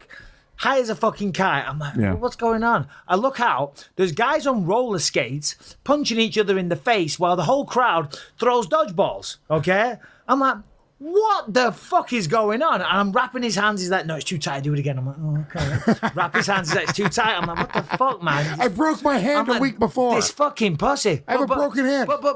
But then there's like midgets in the fucking ring, and there's all this, and throwing dodgeballs, and the main event's high on magic mushrooms and dancing. And Who was he fighting, Kyle? Kyle Kingsbury was fighting boxing Jason Ellis, but he had to take mushrooms. And I'm thinking to myself, a few months ago, I was main event Madison Square Garden against George St. Pierre. Fuck me, how the mighty have fallen. Is this what it's come to? Fuck my life right now. But he was great. He went out there, performed. It was a great performance. How did you get into a beef with this? All right, it wasn't even a beef. Ryan O'Neal, Danish O'Neal. Now you're friends. I'm friends with Ryan. He's a great dude, great comic. It got personal for a while, though. It did, for though. a minute. Ari Shafir and Sam Tripoli were supposed to fight each other at this event. And Sam sort of sparked this little beef between me and Ryan. He was like, these guys should fight because Ryan apparently was a Taekwondo black belt. And he had always talked about wanting to get into a fight. And me, I'm just a dickhead. I do an MMA podcast. I've never trained a day in my life. I was a goth kid in high school. There was no athleticism in my life. A golf kid. Goth. Oh, goth. I was like, you pretend that you had a poor upbringing, but you were on the golf team? I'm like, what the fuck? Eyeliner, long hair, Marilyn Manson t-shirts, drummer at a band. I wasn't like a fucking tough guy kid. I was the toughest out of the goth kids. So I would protect my fat goth friends. You know what I'm saying? But I've always wanted to fight. And I've always wanted to test myself and see what would happen. I've always been willing to, if somebody talks shit, just been willing to fight. As a dude, I don't know. There's just people that are willing to, if somebody, starts going fucking crazy on a train car, certain people step up and fucking say, hey, dude, shut the fuck up. I'm one of those guys, right? So you're all mouth, no action is what you're saying. You're one of those fucking assholes. No, that's not true. But no, I'm talking about if somebody... I know you are. So he sort of set it off on Twitter, and I made a joke. I was like, I fear no clown, meaning like I'll fight any fucking comic. Comics are pussies, like, you know, whatever, except for Joe Rogan. So then he talked about it on his podcast, and then it just became this thing. We just started talking. I didn't know this guy at all. I had never met him at that point. And we just started talking shit back and forth here and there. And then eventually it just turned into, dude, I'll fight you at this fucking event. If you want to do it, we'll train for 3 months. We'll do it. And yeah, and the reality is, like, I think it was a really cool thing to just test myself as a dude. Did you train for 3 months? I trained for 3 months really fucking hard. He lost 5 days a week. He lost a shit ton of weight. He put himself through a proper 6 days training a week. camp. Yeah. I was very impressed. How serious he was taking it. That's why I was so like... Fucking my mind exploded when I saw the event, because I thought we were going to like a legit, like one of those like low level fights at the Hard Rock at the Joint, you know what I mean? Legit MMA. I was like, oh, fucking cool, man. Right on, Lewis. Yeah, respect. Get there, mind explodes. It's a shit show, but what, you know, it was a lot of fun. It was a lot of fun. It's silly, it's stupid. Nobody's taking it super seriously. I didn't think it was stupid. I think that you learned something. It was 100%. I think that I would love to be able to fucking go to a jiu-jitsu tournament. I'm petrified. Yeah. Petrified to go and just do a master's blue belt thing. Yeah. Yeah, for sure. I mean, I understand that. I mean, as I said earlier. But I know if I go, I will fucking improve so much. 100%. Well, you need to set those. You need to set those goals, and that's the other thing. Is like, I lost a shit ton of weight. Dude, I'm doing a special in December. I'm filming it in New York. Do you know how much training for that fight helped me with the special? Absolutely. Preparing and thinking, because I think now I'm like, dude, I prepared for a fight. I got myself physically ready to go 3 3-minute rounds. You know, I learned jujitsu. I was tapping out blue belts that were fucking training for a year and a half, 2 years. I was doing shit. Did you shit. stick with the jiu-jitsu? Are you still going? Dude, I subluxed my shoulder 6 weeks before the fight, broke my hand 10 days before that. That's why I kept on having to rewrap my hand. It was a great moment, though, because he goes, dude, I was like, you got to rewrap it again. He's like, mate, I'm not fucking wrapping your hand again. Your hand fucking hurts. It's not going to hurt as soon as you walk out there. No. And as soon as... the adrenaline and stuff, you're not going to feel it, but I can't wrap your hand the perfect way. You're saying it's hurt. If your hand's hurt, your hand's hurt. Wrapping it isn't going to make it any better. When you're out there, you're not going to feel a goddamn thing. Nothing. And we've got no more fucking bandages. We're all out. We've gone through 75. We're using masking tape. 1,000 rolls of tape. We're done. I got out there. As soon as I stepped out there, I didn't think about my hand, my shoulder. It was fucking crazy. He did great. He did. Yeah, it was. He fought his ass off. Yeah, I won. It's on YouTube. Yeah, you guys got can him on watch mount, the whole fucking thing. Yeah, it was good. It was a really cool experience, dude. Like, dude, I don't know, man. I sort of like psyching myself up in my head about like what it meant to set a goal and like accomplish it, and teaching that to my son and like what that means. And then I started going like, dude, this guy's trying to fucking take that away from my son, that lesson. And I don't know, when you have that, it was a crazy type of motivation that I had. And I think you need, look, to get in shape, it was fucking great, but also just to sort of like hit a goal and like be so specific about it. But that's what I miss about fighting. Yeah. People say, you said to me before, do you miss it? It's like, listen, of course, it's exciting and all the rest of it, and the money's good and blah, and I like to compete. That's what I do. But no, not really. I want to be successful. I've got a lot of things going on outside the octagon, so I'm happy in that regard. But I do miss the fact that when you got to fight and you got to train for a fight and you got to do a fight camp and you got to win the fight and you get your team together at the start of the camp and you sit down and your wife makes dinner for everybody and you play the fights and we all sit there and we strategize and we come up with a game plan, and I'm 37 pounds overweight and they say, okay, the nutritionist sets the fucking diet and all this type of stuff, and we set a plan and we get the whiteboard out and we figure out the fucking training regime and all this. It's very scientific, and you're on a mission. And you got a team, and you're on a mission, and it's exciting. That's what I miss. You're hitting a real goal. That's what I miss. I'm like, okay, we're all working towards one goal, flying out to fucking China or wherever to take on Kung Lee on August 14th, okay? And then we're all going to fight together, and I miss that side of it. Yeah. I miss the quest. I miss the quest and the mission side of it, It's a beautiful thing in that regard. When you retired, you were set on staying an announcer, or any other things that you like to do? Yeah, I mean, obviously I do the podcast with Lewis, which, he's blowing up massively and thoroughly enjoy it. do a lot of stuff with Fox. Soon it's going to be ESPN, so I'll be switching over to ESPN, which is a shame. Great time at Fox. UFC just recently offered me a commentating contract as well, so there's that. I do a lot of acting. I do host some TV shows. Just hosted a massive show which is going to break soon on Netflix. I'm involved with a sports gambling company, a fancy sports company called Playland. That's blowing up like crazy. Got UFC gyms. I just bought the rights to UFC gym in England. We're opening 110 gyms in England over the next 10 years. Jesus Christ. I've got a lot of things going on. Good for you. Yeah. Bad.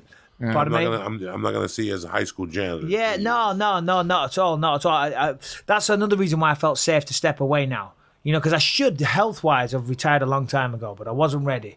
I wasn't financially there. I hadn't networked enough. See, I knew I was always on borrowed time ever since my eye got fucked up, you know? So I was just trying to stack chips, make contacts, network, set myself up, and that's what I was trying to do the whole time, you know? So, yeah, and then when I came to a point where I was ready, I was comfortable to step away, but I was actually flying up to the Gas Digital Studios in New York to record a copy of the session of the podcast. And I was on the plane and I was watching this movie called The Journeyman.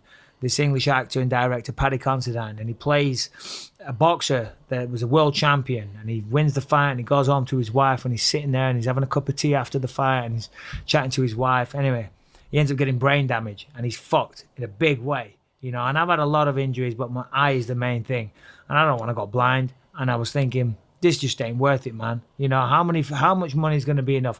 How many fights do you need? How much does your ego need, you know? And my friend said to me, he said, Mate, if you lost your vision, because I have problems with my good eye as well. It's like, you know, like even now, every time I turn like that, I get flashes in my eye, I have floaters all the time. It's fucked.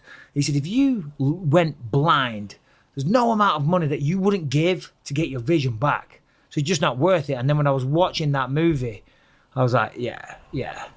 It fucking hit home. And I got on the podcast straight away. I said, yeah, I'm retired. I'm done. He told me literally minutes before we got on the podcast, he was like, I'm going to announce my retirement. You were talking about possibly doing it. Yeah. You were thinking about it for a little while. I was flirting with the idea, but I was going to have... For a while. You were flirting with the idea before you got the title shot. Oh, no, for sure I was, yeah. But I was flirting with seriously doing it. I was like, I'll have one more, you know? Yeah. But, there was some close. Hey, man, you got the title, man. Yeah. No, I know. Wow, that's huge. That's it was. For me, it was a big thing because. And how much did that help you with setting up everything else as well? I mean, the reality is, like, I know because we do the podcast together. You know, it was huge, but for me, it was more of a personal thing when I won the title because, you know. I don't like to go on and fucking feel sorry for myself, but when I was younger, you know, it's all I had, you know, and that's what I prided myself on, which is a stupid thing to pride yourself on, being able to beat anyone in a fight, you know, but it was all I fucking had. And then I got to the UFC and I was a loudmouth asshole and I talked a lot of shit, you know, and, you know, I was just in the moment. But you had parameters. No, of course. You had parameters. But everyone said he'll never win the belt. This guy's not good enough. Yeah, he's tough with it. He'll never do it. And that's all everyone ever said. Everyone ever said. And you have no idea how much that ever motivated me. You know, and then when I got it, I was like, I don't give a shit about the money. All that. For me, it was the personal satisfaction of looking to all the other fighters in the division, all the critics, all the reporters, all the journalists, my teachers at fucking school, everyone saying, fuck you. Look at me now. There you go. A fuck you is a big motivator in life. No, of course it is. It's a big fuck. I think about Mr. Lefevre, my principal, almost every day. Anytime I cash a check, anytime I do anything that I'm like, I feel accomplished. Because I remember him telling me when I was like in the 11th grade, you'll never graduate from this high school. He said those words, and I graduated from this high school, and then I went on to fucking do. No, and I'm not going to shit on teachers or principals, but I think something pretty fucking extraordinary compared to a principal of some fucking shitty high school. You know, and yeah, for sure. By the way, for some adult to ever get to a point where you're teaching kids, you're the principal, you're the dude that's supposed to inspire the teachers of your children, to get to a point where you're going to tell a kid in your school that he'll never graduate from your school. Well, that's fucking New York City. They tell you the truth. You're a fucking but it's not idiot. New York City. It was a suburb. It was a good. I tell you right off the bat. Listen, come here. You're a fucking Yeah, but it's fucked Go up. work for your father. And you know what? To a certain degree, some people do need to have their parameters set. You know, and the expectations Well, I was a fat goth kid. I had eyeliner on. He was right. Yeah, he was right, man. Come on. I'd have said the same thing. You know, I'm all about inspiring the next generation and shit. But let's be honest, the guy's walking into walls over there, okay? He's never going to fucking be the next CEO of Apple, okay? Happy with the job at McDonald's. You know, it's so weird how I always... My goal with comedy was not to be Louis C.K. or Richard Pryor. It was just not to make it be a waste of my time. I never thought about being a millionaire. I never thought about that stuff. I just never wanted the time I put in. It's like when you're doing comedy 8 years and you quit. That's going to haunt you for the rest of your fucking life. You got to play the hand out to the end. Dude, have you meet people that quit in comedy? It's bizarre. I meet them all the time. It's and uncomfortable. My heart stops. Yeah. My heart stops. How would you feel if me and Michael Bisping were training at that same karate school? And you know what? The honest reality of it, I used to light Bisping up in training. And all of a sudden now I'm an engineer and Michael Bisping is the world champion of the UFC. You see him at the supermarket. You quit because you knocked the girl up. Yeah, you quit your dream. She talked you out of it, and you quit your dream. What do you feel like today? That you were really lighting Michael Bisping? Well, because that's the thing. Anybody who does stand-up comedy, I don't know about fighting, but it's probably the truth for fighting as well. To the point where you're putting yourself, at risk. Career-wise, where you're taking the real chance. And I've run into a few people where they quit, and you see it on their face, and they gave up their dream. Because you don't put a few years into something like stand-up comedy, which fucking sucks in the beginning, if it's not your dream. If you don't want to be Richard Pryor up there, whoever the fuck it is that inspired you, you're looking at somebody who actually gave up on their dream and you know it. And they know you know it. And that sucks. Nothing bothers me more when I hang out with you for 3 or 4 years and we talk comedy. And one night we actually go get a sandwich and we talk about comedy. And then 3 years later, I walk into an audition and you're the guy working the camera. Or you become a producer or you become a director. You want to light my fire up? That lights my fire up. I can't be judgmental. I don't know. There's something for me, when I got into fighting, my God, I remember sitting with my dad and game planning it because MMA was nothing in the UK. It was nothing. There was no fucking scene whatsoever. And everybody said, if you're getting into MMA for money, you're making a big mistake. And that was the only reason why I was doing it. The only fucking reason.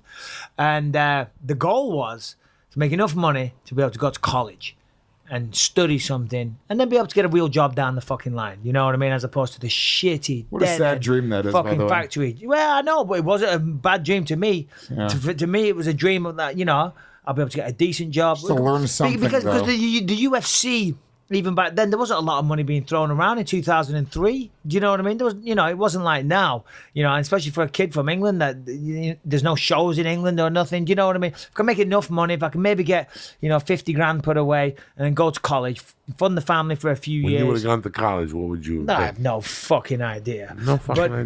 No idea. No, but that was a stupid fucking thing. I was like, here's what I'm going to do. Okay, I'm going to be a cage fighter, earn enough money and go to college. But when you were DJing, did you ever say to yourself, man, maybe I'll go to college and be a lawyer? Or maybe I signed up, but I was an idiot. I could never follow anything. What'd you sign up for? To be a structural engineer. Structural engineer. How about you, Louis? But I didn't make it to the first fucking class. No. I didn't make it. The enrollment process was too much for me. Because I had to get in a bus and go to Blackburn, which is another town, and calls and be organized. I didn't even fucking get that far. College? What was your first dream? My first dream. Yeah. Like college and then a lawyer, maybe I never wanted, dude. I really got into music when I was a kid. I was a drummer in a band, Salty Black Flower. And it was always like, dude, I fucking grew up. When you grow up, I was so aware of money when I was like 4. My kid now, I said to him the other day, I was like, yeah, I grew up poor, James. He's 5. He goes, what's poor? And it was just an adorable sentence. I was like, what's poor? Like, he has no idea. He has no understanding of what money is or what, By the time I was 5, I knew my mom was on welfare. I knew we were on food stamps. I was aware that we didn't make money, that we were like, it was a fucked up thing. So I was like, I don't know, like the first real dream, I wanted to be a pro wrestler when I was a kid. I wanted to be Jean-Claude Van Damme. You are. So bad. You made it, dude. No, I know, but I wanted to be a martial arts movie actor. That's what I wanted to be. So bad. That was my dream. I didn't want to, Which I'm not far of fucking doing, by the way, so I'm pretty happy. No, we've got a great martial arts movie at the end of the year coming out called Triple Threat. It's going to be sick. Check it out. Yeah, dude. My dog died halfway through making it. Who else is in the movie? So you see it halfway through the movie? Tony Jaa, Eco Ways, who's a really good martial artist, Tiger Chen, Michael Jai White, Scott Adkins. It's got what they claim is the best martial arts cast How cool is available Michael Jai today. White? Cool as fuck. I just Great guy. bumped into him eating dinner, and I didn't say nothing, but I know he's friends with Eddie. Mm-hmm. I didn't say a fucking word. He was with his wife, and he got up and he goes, "You join karate? What's happening?" Yeah. I started talking to him like I knew him for 10 years. He doesn't like dogs, though. I'll tell you, he doesn't like dogs because when my dog died, you crying good. and you want to talk about it, don't you? Anyway, so like we're sitting there, it's hot as fuck. We're in the Oh, you see how much his dog affects him. You know, This death he's brought up 5 times it's so funny far. we've mentioned it, but then you mentioned Michael Jai White, and the stories actually tally. As I say, he's the man. He's a great guy. He's a gentleman. He's an awesome human being. He really is. But as I say, he's not a lover of dogs because my dog's died, and I'm trying to not cry. And we're sitting there in between takes, and I want to talk about it because it's on my mind. I'm like, "Yo, Mike." He's like, "Yeah, what's up?" And I'm like, "My fucking dog died, man. I just had to put my dog down." And he goes, "Oh yeah." So yeah, he goes, "Oh," and then looked away, and that was it. And I was like, "Fuck!" And anyway, Maybe but I he's was like, Michael Vick's cousin. "Yeah, I'm almost crying inside, right?" So anyway, This is Michael Vick's cousin and shit. so a few hours later, we're back in the same position. It's just me and him there again, and I'm like, "Oh, I'm thinking about my dog. I just put him down a few hours ago," and I'm like, "I want to talk about it, but he wasn't interested before. But maybe he didn't quite understand me because of my accent. You know, yo, Mike." He's like, "Hey, what's up?" I'm like, fuck, man. I had to put my dog down before. And he goes, "Yeah, you told me." I'm like, "All right, okay, you're not a dog guy." And I felt like such an asshole. You like Anybody who doing has movies? kids, Love anybody. it. You Love like it? You like the movie? Love it. Saturday, I got a text from Donald Cerrone. Okay. Not a text, an email. And he goes, "They're looking for you to do this movie, but you got to do it on Monday." Oh, yeah. And I had you guys. I was like, I'm not going to Hey, you should have done the movie, man. No. I can come anytime. No. Yeah. Not me. I'm only There's in some town things once. that you do, and there's some things Yeah, that... yeah. It was a 6-hour... Listen, it's a 6-hour flight from West Palm... 5-hour flight from West Palm to L.A. I would have had to go home, change clothes, hug my kid, and get on another plane to Utah, and then a connecting flight to Idaho Falls. And then an hour drive to the Right. location. Listen, guys, no. Yeah. I love doing movies, but I don't like going crazy over I love movies it. no more. I have such a freedom with the podcast, and I've done so many good projects and so many shitty projects that now I'm really picky, and I know exactly what I'm getting. That's great. Though. That's the dream, by the way. It's I waking know. up Yeah. every morning and doing what the fuck you want to do. Listen, whatever his name said it best. You know what the fuck is that saying? Walt Disney. No, about that fucking.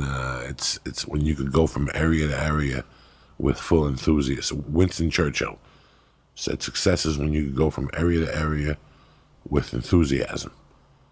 You know, that's why you could Yeah, never sure. be a fucking DJ full time till you were 65. Fuck, I hate it. He's man. also got British rhythm. So Well, no, but the whole thing is there's some You'd be people. surprised. You'd be surprised. I want to see it. I'm waiting to There's see some DJ people Mike that DB. want to do a few different things, you know, and it wasn't exactly what you went for. You think did you think I was going to get into the long? Did you think I thought I'd get into the longest yard when I moved here? I thought I would be an extra at best ever. Like if I became an extra in a movie, I'd be great. Then I booked a national commercial. I'm like, how the fuck did this happen? So you never really fucking know until. And I loved acting for years until it just got to the point where I'd rather say my own lines than say Yeah, somebody sure. else's fucking Yeah, yeah, lines. yeah. It's And especially when they're the shitty fucking lines. Yeah, no, I know. It's a fucking nightmare. I do a lot of auditions right now, and you know, I prepare for them. I work with my acting coach, and you know, I do good auditions these days. But I still some of the lines I'm like, for See, fuck's you know what my sake, strength this is? ridiculous. You know what my strength is? Auditioning. Yeah, I fuck a room. you up. killing auditions. Kill Yeah, psychologically. I know the psychological part of it. you got to get the people to like you. If you get them, if you get Yeah, the, no, for fucking- sure. the booker to like you, I go early and I sit by the door and I listen to what the 3 fucking idiots are saying. And I know how to stretch a line out into 2 lines. That's because I went on 5 years, I went on all the major auditions. And until one day that I took the stage and I combined it into the audition. So it started clicking for me. Once I took what I did on stage and put it into an audition, I would go in for these one-liners, and I go, I can't book a one-liner. Hey, it's great to meet you. I couldn't book that. until I figured out how to turn those one lines into two lines and stay in that room a lot longer than everybody else. The key is to stay in that room. When you go to an audition, you see people for sure. When you see people walking in and out, you're heartbroken. Yeah. You don't want to be one of those people. Oh, I want to be one of those people. No, I want to go in there. So much. I'm like, oh my God, please. Oh, I don't have to do another take. Cool. No, See you I later. love booking the job. I hate It's not doing good. the It's not a job. good sign. If they I just don't let book you any walk jobs. out. They'll let you Have you walk. ever seen me on TV, wanna motherfuckers? say- Don't worry. No, you got to You leave. like that? there. You want to do another? How do you feel about it? Yeah. Are you sure you want to do another? If that's a good sign. Like they want you to do better. Well, yeah, they want you I to be agree. happy. Well, I do everything but touch the cast and direct. I kick chairs. I fly over tables. the 90s. I used to go in. One time I ripped my pants and my ball sack fell out. I had no underwear. And I asked them We've if all they saw, been there. I asked them if they saw the Cuban Negro and they hired me. It's, what is it? What's that show on CBS for years? How I Dated Your Mother. Have you ever seen me on there? I'm an extra. Oh, really? Because they hired me because my balls came out and they laughed. When I got there, it was the wrong type. The director's like, we don't want this fucking guy. These balls are too small. Listen, man, it was a pleasure having Absolutely. both of you on. Thanks, Joey. Yeah, What pleasure, days? guys. What's the name of the podcast again? Believe you me. Yeah. Okay, and you do it twice a week now. We do Yeah. We do it definitely once a week, sometimes twice a week, once in a while, 3 times a week. Who Yeah, knows? Who knows what the fuck happens, But yeah, right? believe you me, check it out. All the usual fucking spots, yeah. Yeah, we do it. You can get it for free everywhere you get podcasts for free. You can download it and watch it on YouTube. The latest few episodes are always on YouTube, and yeah, dude, it's fun. It's great, dude. I love I'll it. see you Great. tomorrow night at the Comedy Store. Yeah, tomorrow night Comedy Store. I'll see you. I got to go to a Greg Garcia thing first for the guest book, and then I'll shoot over there. Great. I love it, dude. Legion of Skanks this week at the Comedy Store. Also, I'm running my hour. I'm filming my special. Louis J. Gomez presents Louis J. Gomez, December 9th in New York City. How Where at? narcissistic is that? Well, it's Michael Bisping presents Michael Bisping. Where It's you like, yeah, we shooting know it your at? name, dickhead. That's the joke. That's the Where are you doing it at? I'm doing it in at the Cutting Room, which is a really cool rock club in New York. And I'm going to be touring. If you go to Louis J. Gomez presents LouisJGomez.com, I'm touring all over the country right now. I'm running it in at the La Jolla Comedy Store on Thursday night. I'll be in Philly. I'll be in Atlantic City, Let's Chicago. just focus everywhere. on La Jolla for Thursday. I was going to say, what the fuck, the 'Cause they plug won't machine remember over here. anything after La that. Jolla Thursday night. That's it. You, congratulations on your No, retirement. I appreciate it, buddy. Fucking a gentleman outside the octagon and inside the octagon. I still remember you busting my balls after you beat up Mayhem Miller. Where is Mayhem Miller? Poor Is he guy. doing time? I have no idea. He's got to be either I doing don't think time so. or in an insane asylum because Well, he might he's be not in on an Twitter. insane asylum, but He's not on Twitter. He's not. He has not been on Twitter. I don't know, man. He took the beat. Why? up What did I women. say to you after that? You came to the table and you were In fucking, the restaurant were you with Rogan? And Yes. in Denver? Well, no. And then you even did a Joy Karate video. Oh, did I? Yeah, Oh, you even fuck, came I must have in been on to a the- good one. Yeah, oh yeah. You having a good time. You were fucking not. We were sitting there and you came over to the table and you were a gentleman. I'm like, wow. You know, usually fucking some guys are just weird, but you were always very nice. And then we took that plane that morning. Oh, yeah. You fucking smelled tremendous when he got there. I'm like, this motherfucker's, he's been going since 2 PM. Yeah. Thank you guys for coming on Pleasure. again. I want to thank Michael Bisping and Louis J. Gomez for stopping by the Church of What's Happening Now. Also, don't forget, October 25th to the 27th, I'm at Hilarities in Cleveland with my man George Perez. And then November 8th, the Tunnel Rat Tour starts after the Netflix special gets dropped on October 30th. Myself and Kate Quigley at Gotham for the New York Comedy Festival. Thursday, Friday, and Saturday, 5 fucking shows, and they will sell out. No fucking around. So don't fuck around. I'm just letting you know. But before we get into anything, listen, I want to talk to you. Watching football is fun. But let me tell you something. It's a lot better when you got a little action on the games and you're winning a little money. Guys, you've heard me talk about this for weeks, and some of you are still not making money and not doing dick. Whether you're an expert or a rookie, you should be betting at my bookie. You're like, Joey, why? Listen, if you're the kind of guy that likes to bet a little and win a lot, like playing numbers on a roulette, you can create a huge parlay at my bookie. Here's how it works. You pick 3 teams to win, and if you hit all 3 of them, you can turn a yardstick into $600. That's 100 into 6. There's so much to bet on. You got playoff baseball. You got World Series baseball. You got football. You got the fights. You got hockey. Listen, my bookie is the one bet I know you'll be happy with. Now, I recommend these guys because I trust them. They've been around for years, and they got great online reviews, and their mobile site is easy to use. So listen, you don't want to make no money? Keep sitting there like a fucking mook. My bookie will match your first deposit dollar for dollar. So if you put in a 200, you get 200 from them. But you got to join today, right now. Don't fuck around no more. Dog, you've been fucking around for 4 or 5 weeks. It's the 6th week in the NFL or whatever the fuck it is, and you're not making any bacala. Here you go. Log on to my bookie right now, tonight, and double your Gitas. Use promo code CHURCH, CHURCH, and you'll get your first deposit matched 100%. That's 100%. You understand me? Use promo code CHURCH. My bookie. You play, you win, you get paid. Now, some of you motherfuckers gamble, so you've been losing and you're losing your hair. Let me tell you something, all right? 66% of men lose their hair by the age of 35. Nothing to be ashamed of. The thing is, when you start to notice hair loss, it's too late. It's easier to keep the hair that you have than to replace the hair that you lost. You understand me? Is that hairline slowly starting to move backwards? Look at your Uncle Joey. Look at him.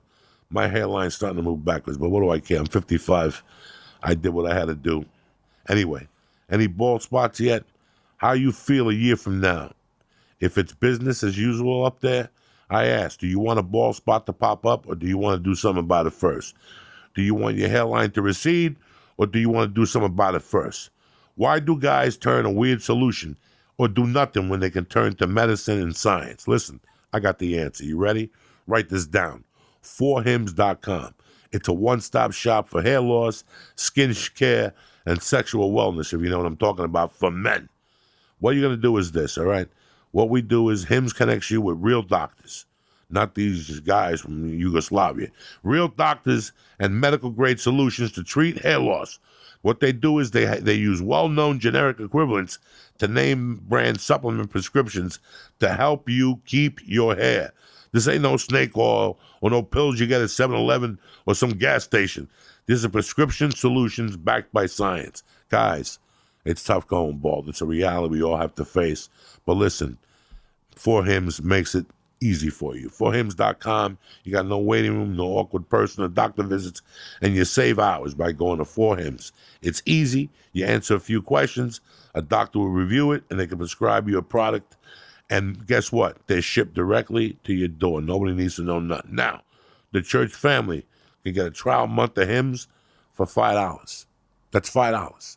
That's $5. Today, not tomorrow, today, right now, while supplies last. Go to the website for full details. This would cost you hundreds if you went to the doctor or you went to some pharmacy. I'm going to save you a ton of money for $5 for 1 month.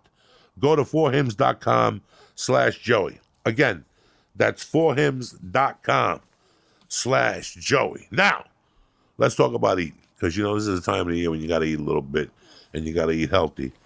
I got the answer for you, Blue Apron. You know why? Because they deliver farm-fresh ingredients and a step-by-step recipe right to your door. And everything is measured out to the T. Here's how it works, all right? You choose chef-designed recipes. We deliver fresh, seasonally inspired ingredients, and you can cook an incredible meal in as little as 20 minutes.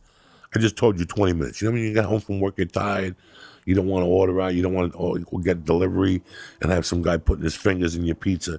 No. Dinner in as little as 20 minutes. Every week, at least 3 recipes are built with your busy schedule in mind, where Blue Apron has done the meal prep for you. They prepared the sauce, the spices, and the ingredients, all right? Quick and easy recipe options with insanely delicious flavors. Get rid of the grocery list and let Blue Apron do the meal prep for you. Now, we offer a wide variety of recipes, bursting with flavor. Look what we got this week. I'm going to tell you what we got right now.